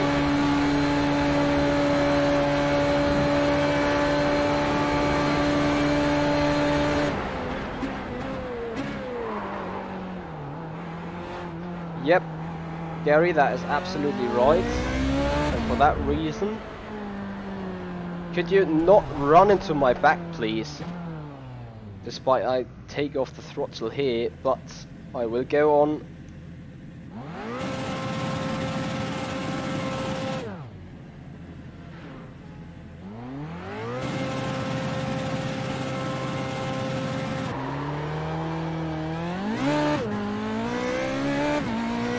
That is the way you do it.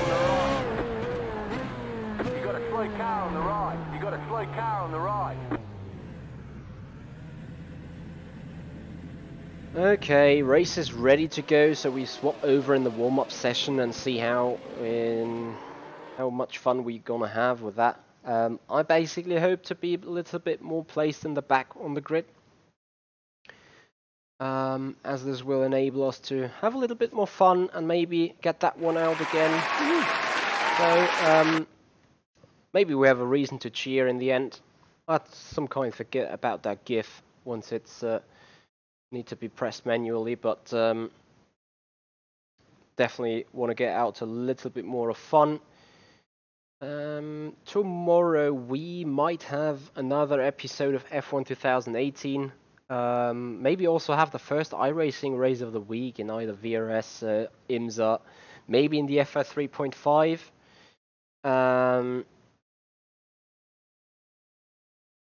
Okay, so we also take...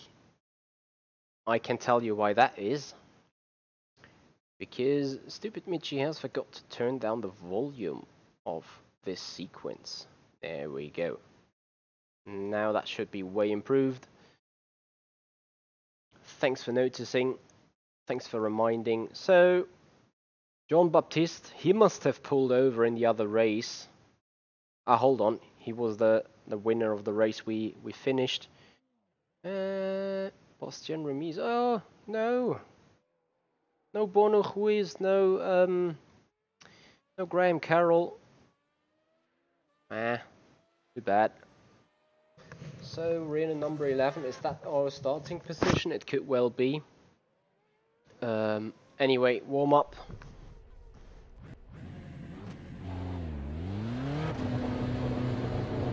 How much time left in the warm up? Exit's clear. Push. So, I don't want to touch the wall. To be fair, I'm going to take more fuel with me. As I think I had something over or something left, The but track temp's increasing. It's now 24 Celsius. definitely don't want to run out of fuel, so I take 42.5 just to make sure we don't have to box for fuel. Track's clear. Push, push, push. Also guys, if you like what you see, please hit that like button, share and subscribe to the channels. Support the Simpit Picture channel as well as my own one, as you are able to watch this content live from both ends, and would appreciate to see you guys more often here. Also, if you want that little gift to be played, that one, then make sure you subscribe, and you will get that give a go. As I like that sound pretty much. The little cling bim and this cheering gif. I'm trying to, well, to be fair, I would love to have more gifs on it, but I'm not looking for something like very theatralic, so I'm not going to sit down in front of a camera and record a couple of gifs. On the other hand though, I should make a crashing gif for someone that raids or hosts me on Twitch, as he crashes and bumps into my stream. Anyway, that is just out of curiosity. So we over DRS on our way to Francochamps, going to the slipstream. Can we do launching more in the slipstream full throttle with open DRS. Yes, we can. 6 gears way too short. Car right, clear right.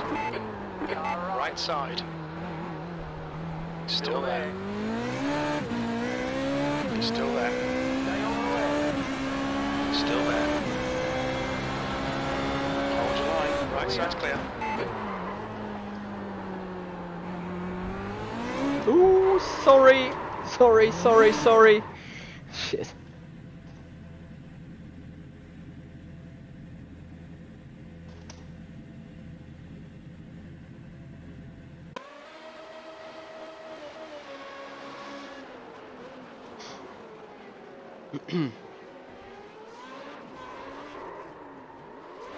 Is that the CPU you're talking about?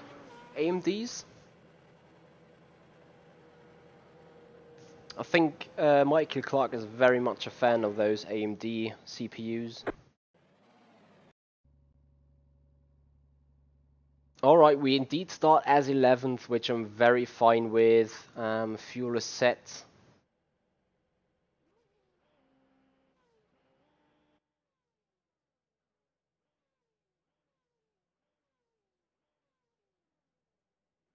So we go sit on the grid. And hopefully have some huge fun right here. So look at the standings, put in P11. We enable the launch limit. Oh, this is going to be huge fun. Actually, we're sitting on the right hand side, which is pretty good. And it says we need to fuel. Oh dear. 15 laps. No. The air temp is 22 No. Celsius. Why does it... Okay, Come Michael, get ready. on. Okay, ultimate challenge.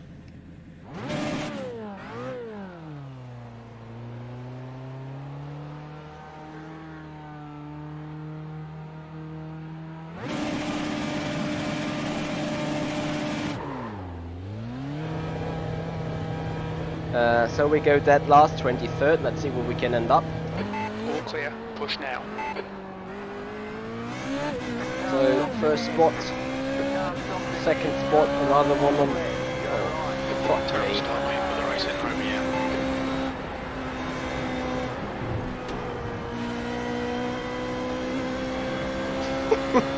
That is survival challenge at its best, guys. So no idea where we are. We might end up just in the top 20 again. And sum up the field from the very back. The car's definitely settled and more balanced than before, as we were going for. I stopped on the right. Another crash. As we were going not as aggressive on the aero setting. Car right. Clear right.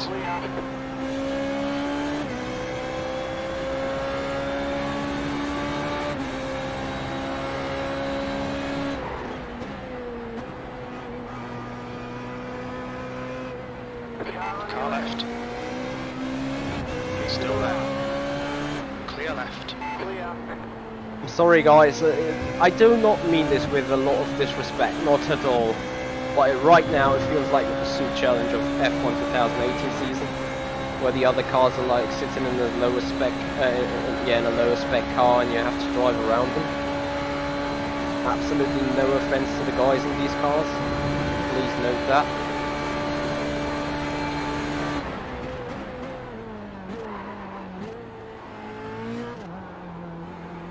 So I accidentally made this a challenge. Where can we come from the pits?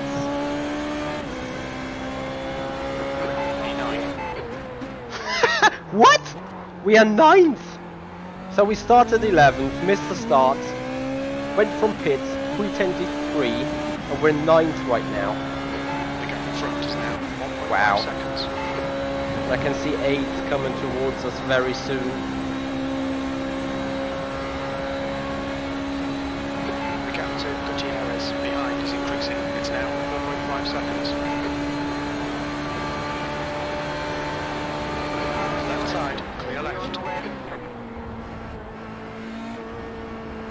sweet pass, mate.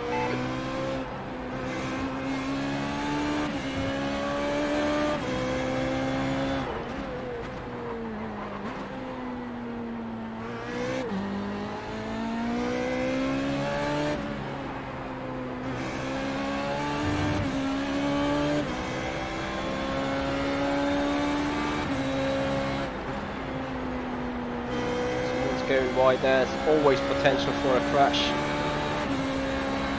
And I think after those three ahead, we got a long period of nothing. That would... Can't stop on the left. Go right. Someone is sideways there. Oh, guys.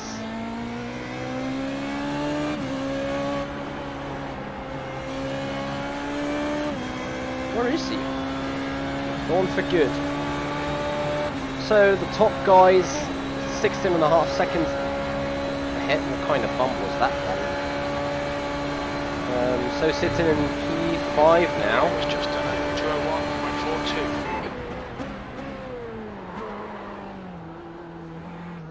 201.42. Okay, Michael, there's a car exiting the pits, heads up.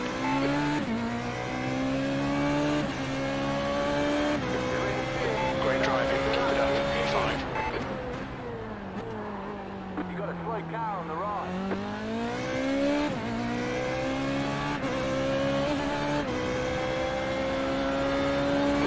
Gain them on the go in front, the gap is 0.40.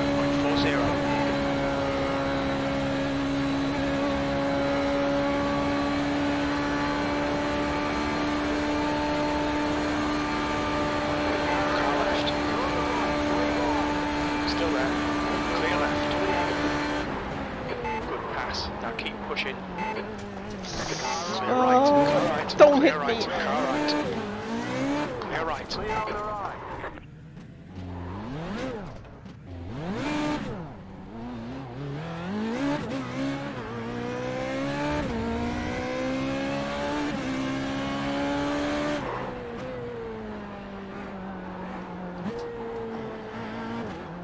Would have been too good, wouldn't have been.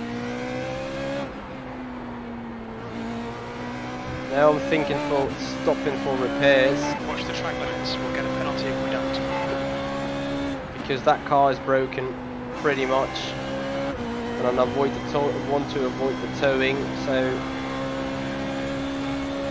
no refuel, no tyre replacements. Can't stop again.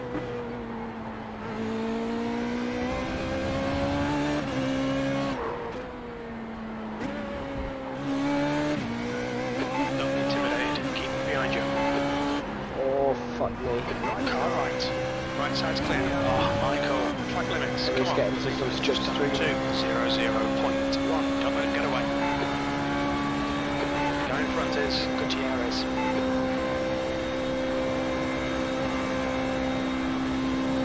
So box.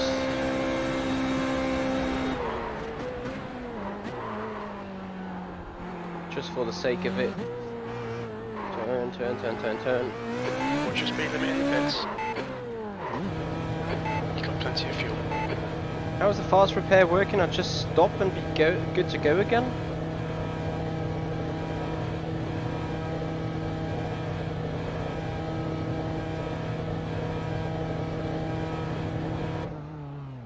Box in 5. Is that it? Yeah. Probably waited too long, never mind. Pit exit's clear.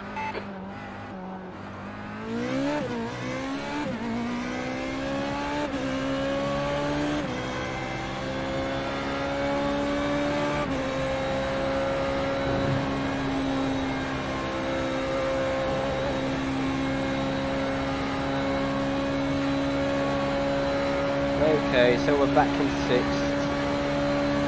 With 40 seconds of gap to the leading guys. P4 is the only thing still in reach, if I'm really honest. The gap to Baptiste ahead is now 6.9 seconds. And even that is a huge stretch now. Stay on the track. gonna have a look at the relative then. The next car ahead is Baptiste, 7.2 seconds. And he was the race winner of the other session, so he's surely gonna be quick. Let's say we are still heading for a P5.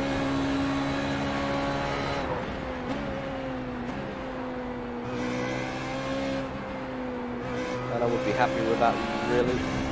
By the way, 8 DRS laps you got, I think just more than 50%, or just around 50% of DRS race laps has been DRS laps then.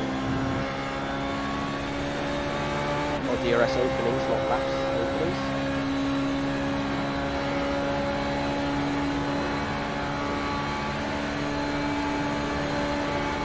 But guys, since this is going to be the last race of the day, I would like to thank you very much for hopping in and showing all the support and being with me for the last 2 hours. It was huge fun, it was a huge pleasure, and I hope you guys somewhat enjoyed it too. Hopefully you also got a little help on the decision whether you want to get the Formula Renault 3.5. Doesn't mean while I'm going better and better with it, as I'm usually an open wheel or Formula type car driver. Just as I said, the car needs a lot of dialing in.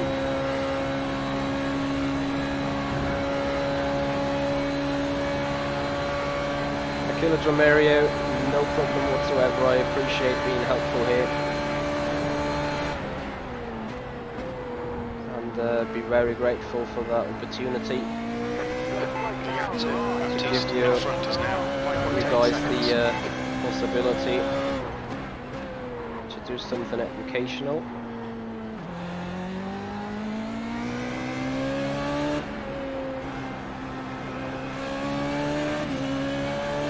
As we're coming around,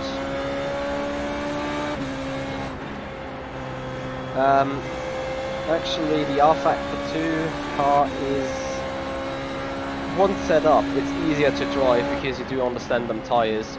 So it has massive aerodynamics, just like the R-Factor 2 car. The only real difference between the two is how you understand the tyres, how the R-Factor 2 car has been able to be catched when sliding, which is still somewhat possible. I think the R-Factor 2 car is in general more loose in the rear than the iRacing car, but once the iRacing car starts sliding around, the R-Factor 2 car is still being catchable, as we put in the 59.4. Focus on the exits, we can go faster here. P6, that was 159.45. You know what guys, tomorrow I'm going to take out the Formula 3.5, Formula Renault 3.5 and R-Factor 2 around Spa, and compare lap times, compare drivability, have a real back-to-back test.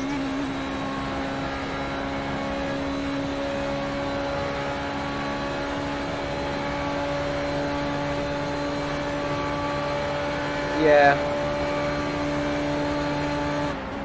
I mean, this Formula 3.5 compared to R-Factor 2 is a lot more understeery in general.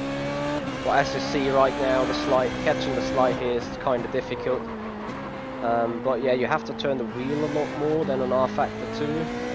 Also, that depends on the steering rate you're using. But this iRacing car definitely feels more understeery in general. So you're trying to put that car more into a turn, whereas I remember on R-Factor 2 you tried to turn the wheel only at the sliders, because if you do it too much you're simply gonna spin out from overturning the wheel, because it has so much more front end grip in R-Factor 2, if that makes some sort of sense. And yeah, of course,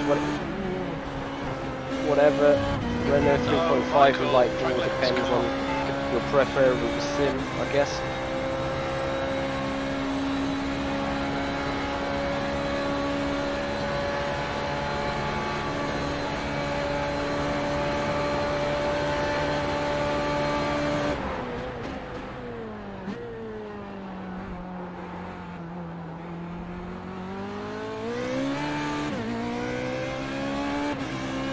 Are we gaining on anyone, by the way? So we're 6th now. Oh, we just got another 8 laps to go.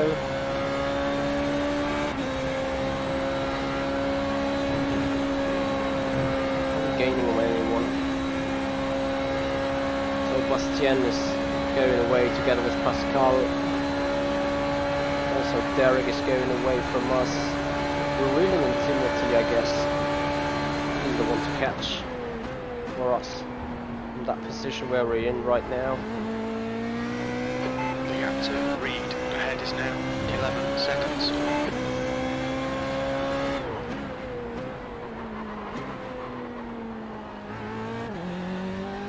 That is something that would never happen on R Factor 2, the way it does here.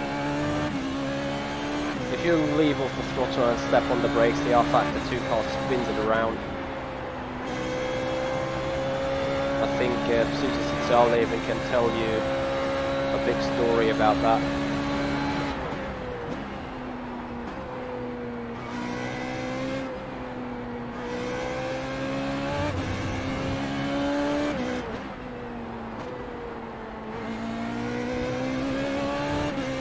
As we keep reducing the off tracks. About track limits.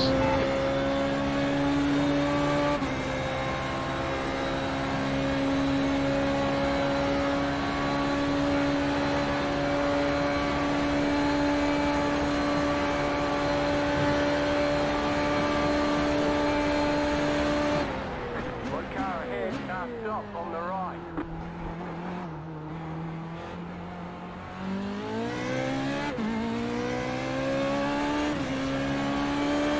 I've no idea about the Fox and LFS. I do have LFS, I think. Yeah. Car contact. It's just over hard though. On even the DRS lap here to stay in front. Hopefully no damages on the car.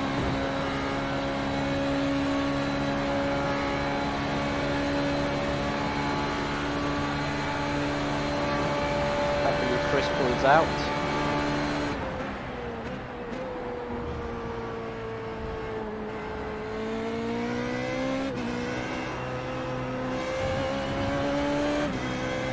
And yeah, of course we lost valuable time to Reed. I'm not very sure whether I have a chance getting him. One more mistake and I'm definitely done.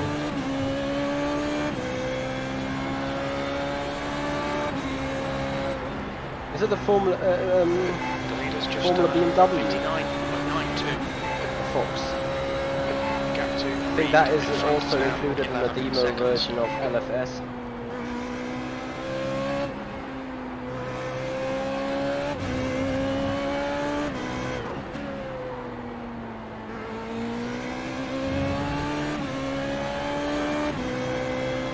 Solid lap apart from turn 1 incident. 11 seconds. Hey George, how you doing, buddy?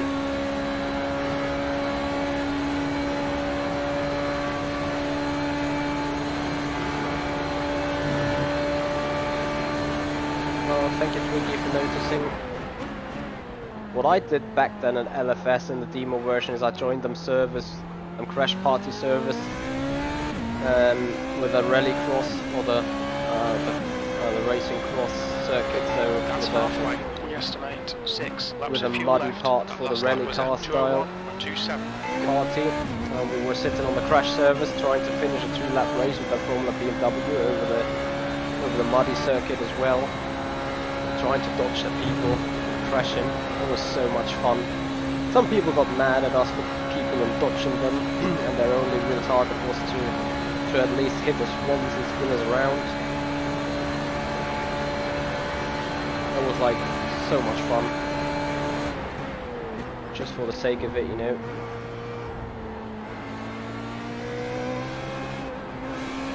Sitting in those crash servers not to be crashed. Sounds weird, but definitely was what we did there.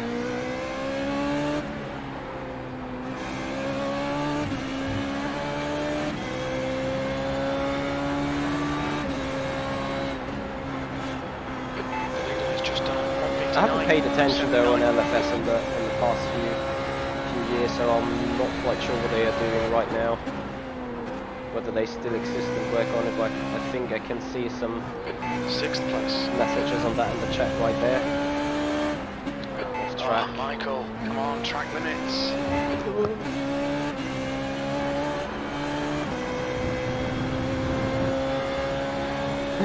So we have an optimal for a 58.6 in those conditions. We're gaining in on Reed Reed. is now 9.7 seconds. We need to stop doing those silly mistakes. There are 6/10 lost just for no reason.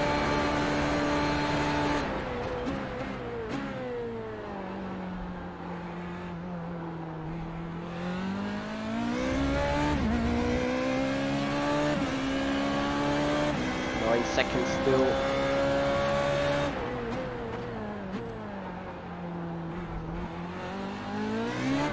No. This car is such a bitch, man. Another 8/10 gone just for nothing. You go on the gas and once it's just a little wheel spin, you simply can't catch it and keep going. How is this payment system of Life for Speed? Is it a license you have to buy like an iRacing, or is it a one-time buy license like R-Factor 2?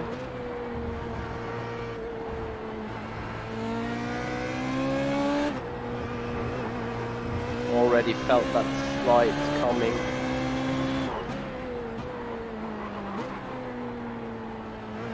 Got 6 more laps. So still chances to get Reed. Oh, Michael, track limits, come on. Happily we don't need to take care about the track limits. Might be worth having a look into it. It was interesting to find out that this sim was the only sim I remember where you can break your gearbox from misusing it. That was good to see. Back then I just didn't understand how it worked, but today I do.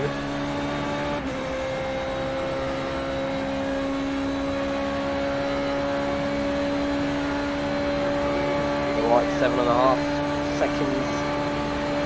So we reached to Reed, so we gained 2 seconds an hour. Bad lap though. Sounds like a good try then. Yeah, okay, not the gearbox but the clutch. That was what we killed. You've got about 4 laps of fuel left. 5 laps to go. Solid turn 1. Catch all the speed. Baptista's dropped out, so that puts us into 5th.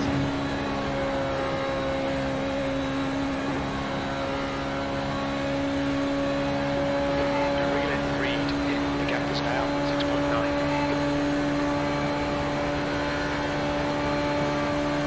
Coming closer to Reed.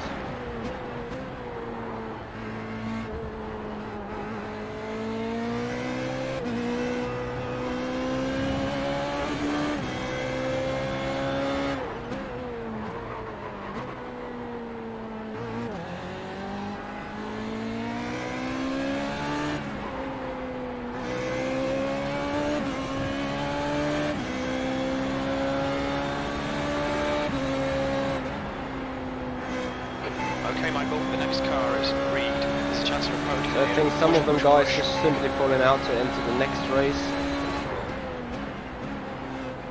as the result does not count here anyway.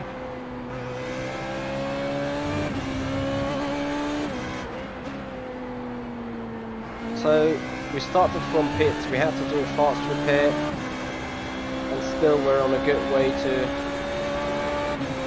yeah, would be possibly finish up the top 5.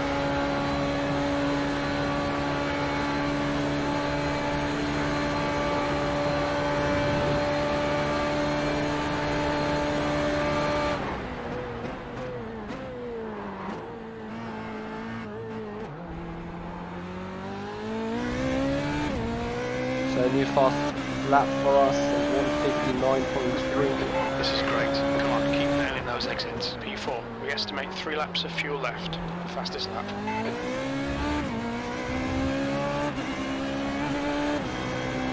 This is so much fun right now.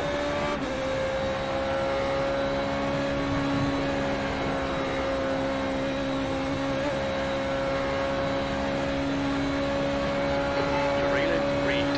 The gap's now 3.8 seconds.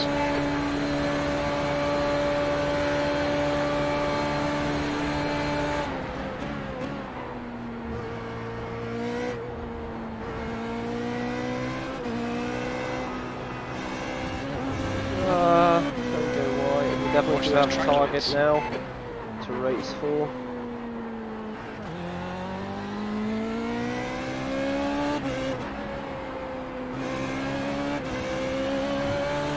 As we're spamming off tracks obviously, but who cares? So nice, on, so fluid, so quick.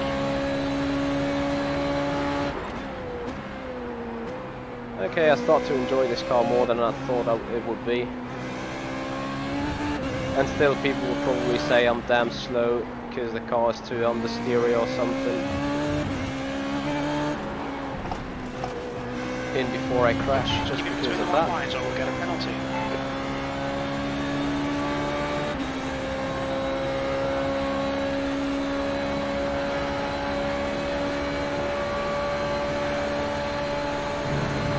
So 4 more laps. Well, actually 3 more laps.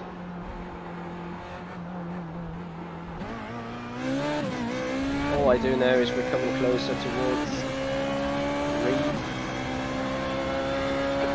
2 more laps of fuel. Fuck, we need to save fuel.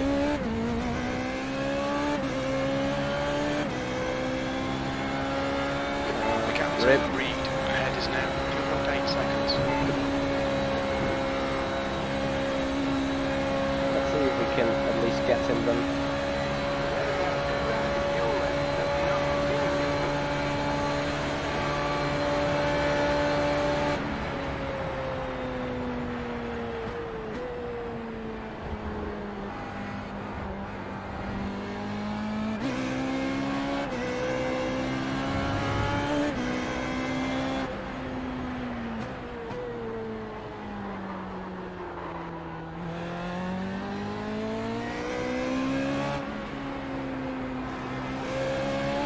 We're on the economy run.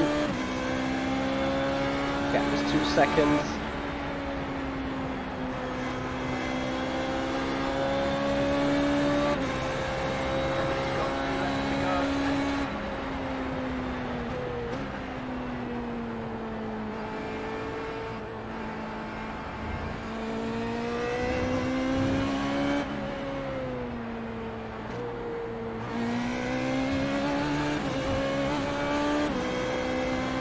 We definitely do need DRS laps now, or DRS openings.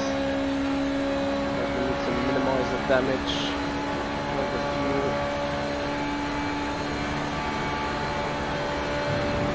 Being sure the fuel, it's that white flag lap that comes up now. No, 2 more laps to go. So we need to save more fuel during this lap now.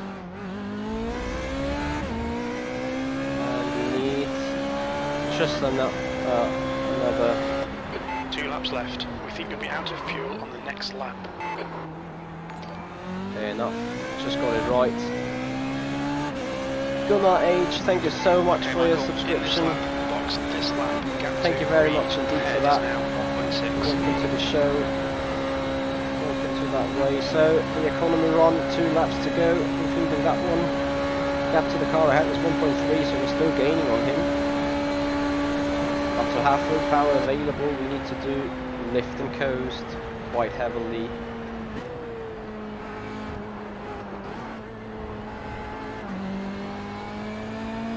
So we're here in 4th,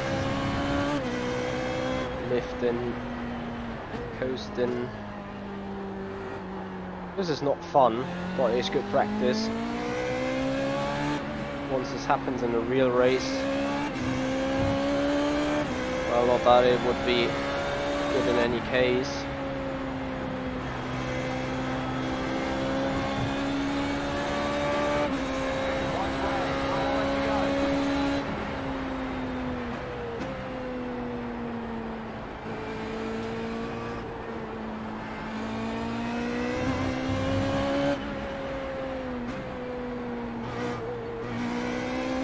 Slipstream we go here. Track limits, come on. Another DRS opening, so we've got 2 more DRS openings done. You're reeling, reeved in. So we're coming close to him, which is great. Not going to make a move here.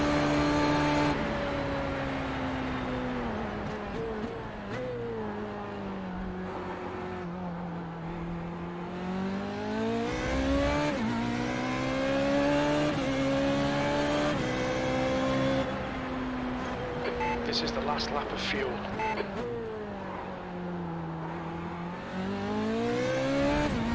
DRS wide open for a bold move into turn 3. Going up in Rouge.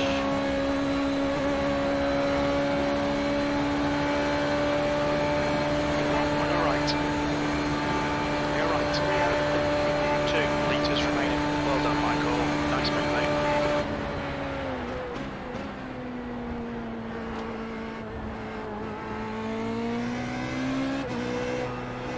Keeping the economy run up, guys. Nothing to lose now apart from that position. So we just keep sitting here, saving the fuel, keeping that position.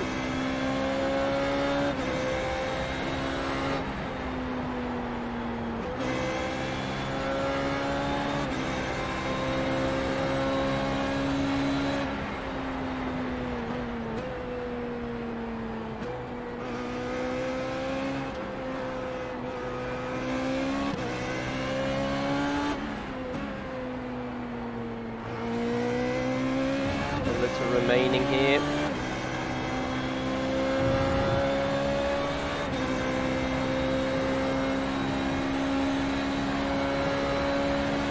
.6, .5, lift,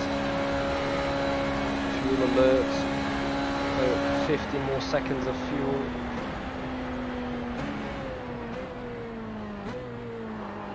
Where is Reed? Oh, he backed off or spun or something. So we're coming across the line and be 3rd overall with fuel saving. Guys, that was an economy one at its best in the end. Obviously had the opportunity to pull it off. Because, no offense again, but the guys haven't been the quickest around here. Neither have I been. I'm happy to have stabilised the gap to Pascal, who I think was a 4.5k iRating guy. So I'm starting to get in with that car, and I probably will do a comparison to the Formula Renault 3.5 on our Factor 2 tomorrow, also in Spa. So we keep in mind, what did we do? Lap wise, I think we did 59.3, and the optimum was a 58.6 or something. I would like to jump with you guys into lap 1, as that was so funny, wasn't it? So we hop into chopper and see how that thing went on. And guys, that's gonna be it for me from tonight. Just gonna get you real quick through the first lap, or first couple of corners. It was so fun, really. So I came out of the pits, and then it was like, it felt like a pursuit, really. So here we go, 1st position, 2nd position, right there, snatching 3rd, going around for 4th, coming up that hill, gaining 5th. I felt like a pursuit, really, so the cars were really broken at that point already.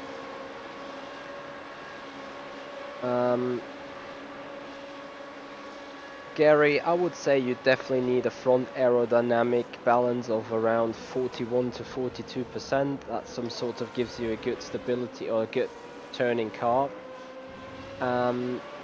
to make it less twitchy, you need to be so gentle on the throttle. I would advise doing some short shifting as well, as this keeps the RPM a little bit down. Remember, it's a V8 engine, so the higher the RPM, the more the power. Beyond that, you need a very soft rear end suspension, I guess. Usually a Formula 1 car, or in general open wheel cars, are set up pretty stiff in the front and pretty soft in the rear, because the front is given the direction and the rear end, where the engine is, where the tank is, like the entire weight of an open wheel car is more located in the rear rather than the front. Just, you know, look at the car itself and you see where the most mass has been located. So you want to have a soft rear that is able to go in and handle the change of directions. And Twiggy, you're also a very valuable guy when it comes down to knowledge of setup or knowledge of driving and stuff. Feel free to some sort of correct my spellings here.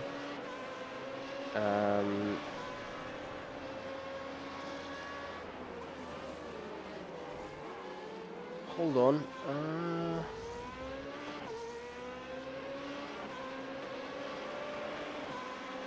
Yeah, Twiggy.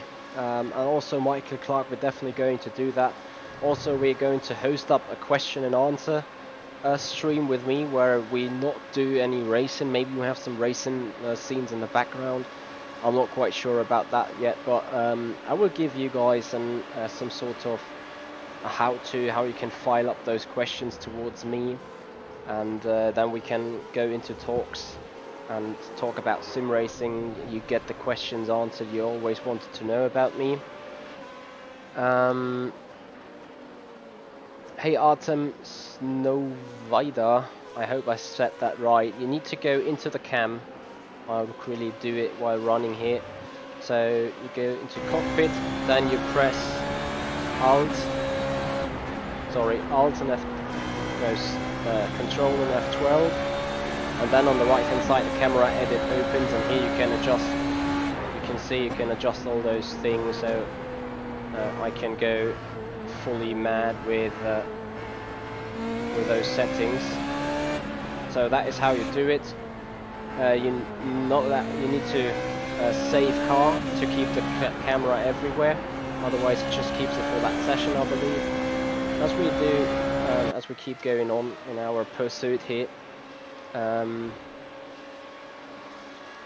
Sorry, not Alt Artem. It was Control and F12. Control and F12, just as Twiggy said. Alright Twiggy, thank you very much. So anyway guys, that is going to be it from today. Hope you guys tune in during the week, as we have more content to be spread out. So tomorrow gonna do that Formula Renault 3.5 comparison to iRacing. And we also gonna do the Assetto Corsa Competizione release number 4, probably on a Thursday. So that is the plan for the week, and I'm gonna send you off with what could have been a very nice overtaking, as we were going 3 wide on Camel Straight. Would have been a brilliant pass if I would not have outbroke myself. Look at that 3 wide there, completing the pass way earlier than, yeah, and then it's just slipping wide, and yeah, that was sort of inevitable. That's alright. And then we go into the barrier anyway. Guys, I would like to thank you so much. Artem, thank you so much for your subscribing. Gonna look forward to seeing you more often here on the streams, and be happy to answer your questions too. Beyond that, guys, I would like to thank you so much for being here, and thank you so much for your patience to stay with me all the time. Once again, if you like what you see, guys, hit that like button, share and subscribe. Check out the Patreon program, because the guys from the Patreon program will get the early access to the poll I'm going to do towards a question and answer stream. So if you want to get your questions prioritized, feel free to join that. Beyond that, guys, I would like to thank you so much for making this evening so enjoyable. See you there, Peter. See you there, George. See you there, Twiggy. Goodbye, Ben. And see you there, Michael Clark. all of you guys, thank you very much for your support. Big shout out to Ben Clausen again for that donation, and a massive shout out from Michael Clark for the big donation throughout the entire year 2018. That was a blast, man. Your support is just so great. I'm so grateful for you. Wish you guys all the best. Thank you all very much indeed, and I'm gonna hope to see you back soon. This is the Sim Pit. I'm Michi Hoyer, and I'll see you guys out on the track.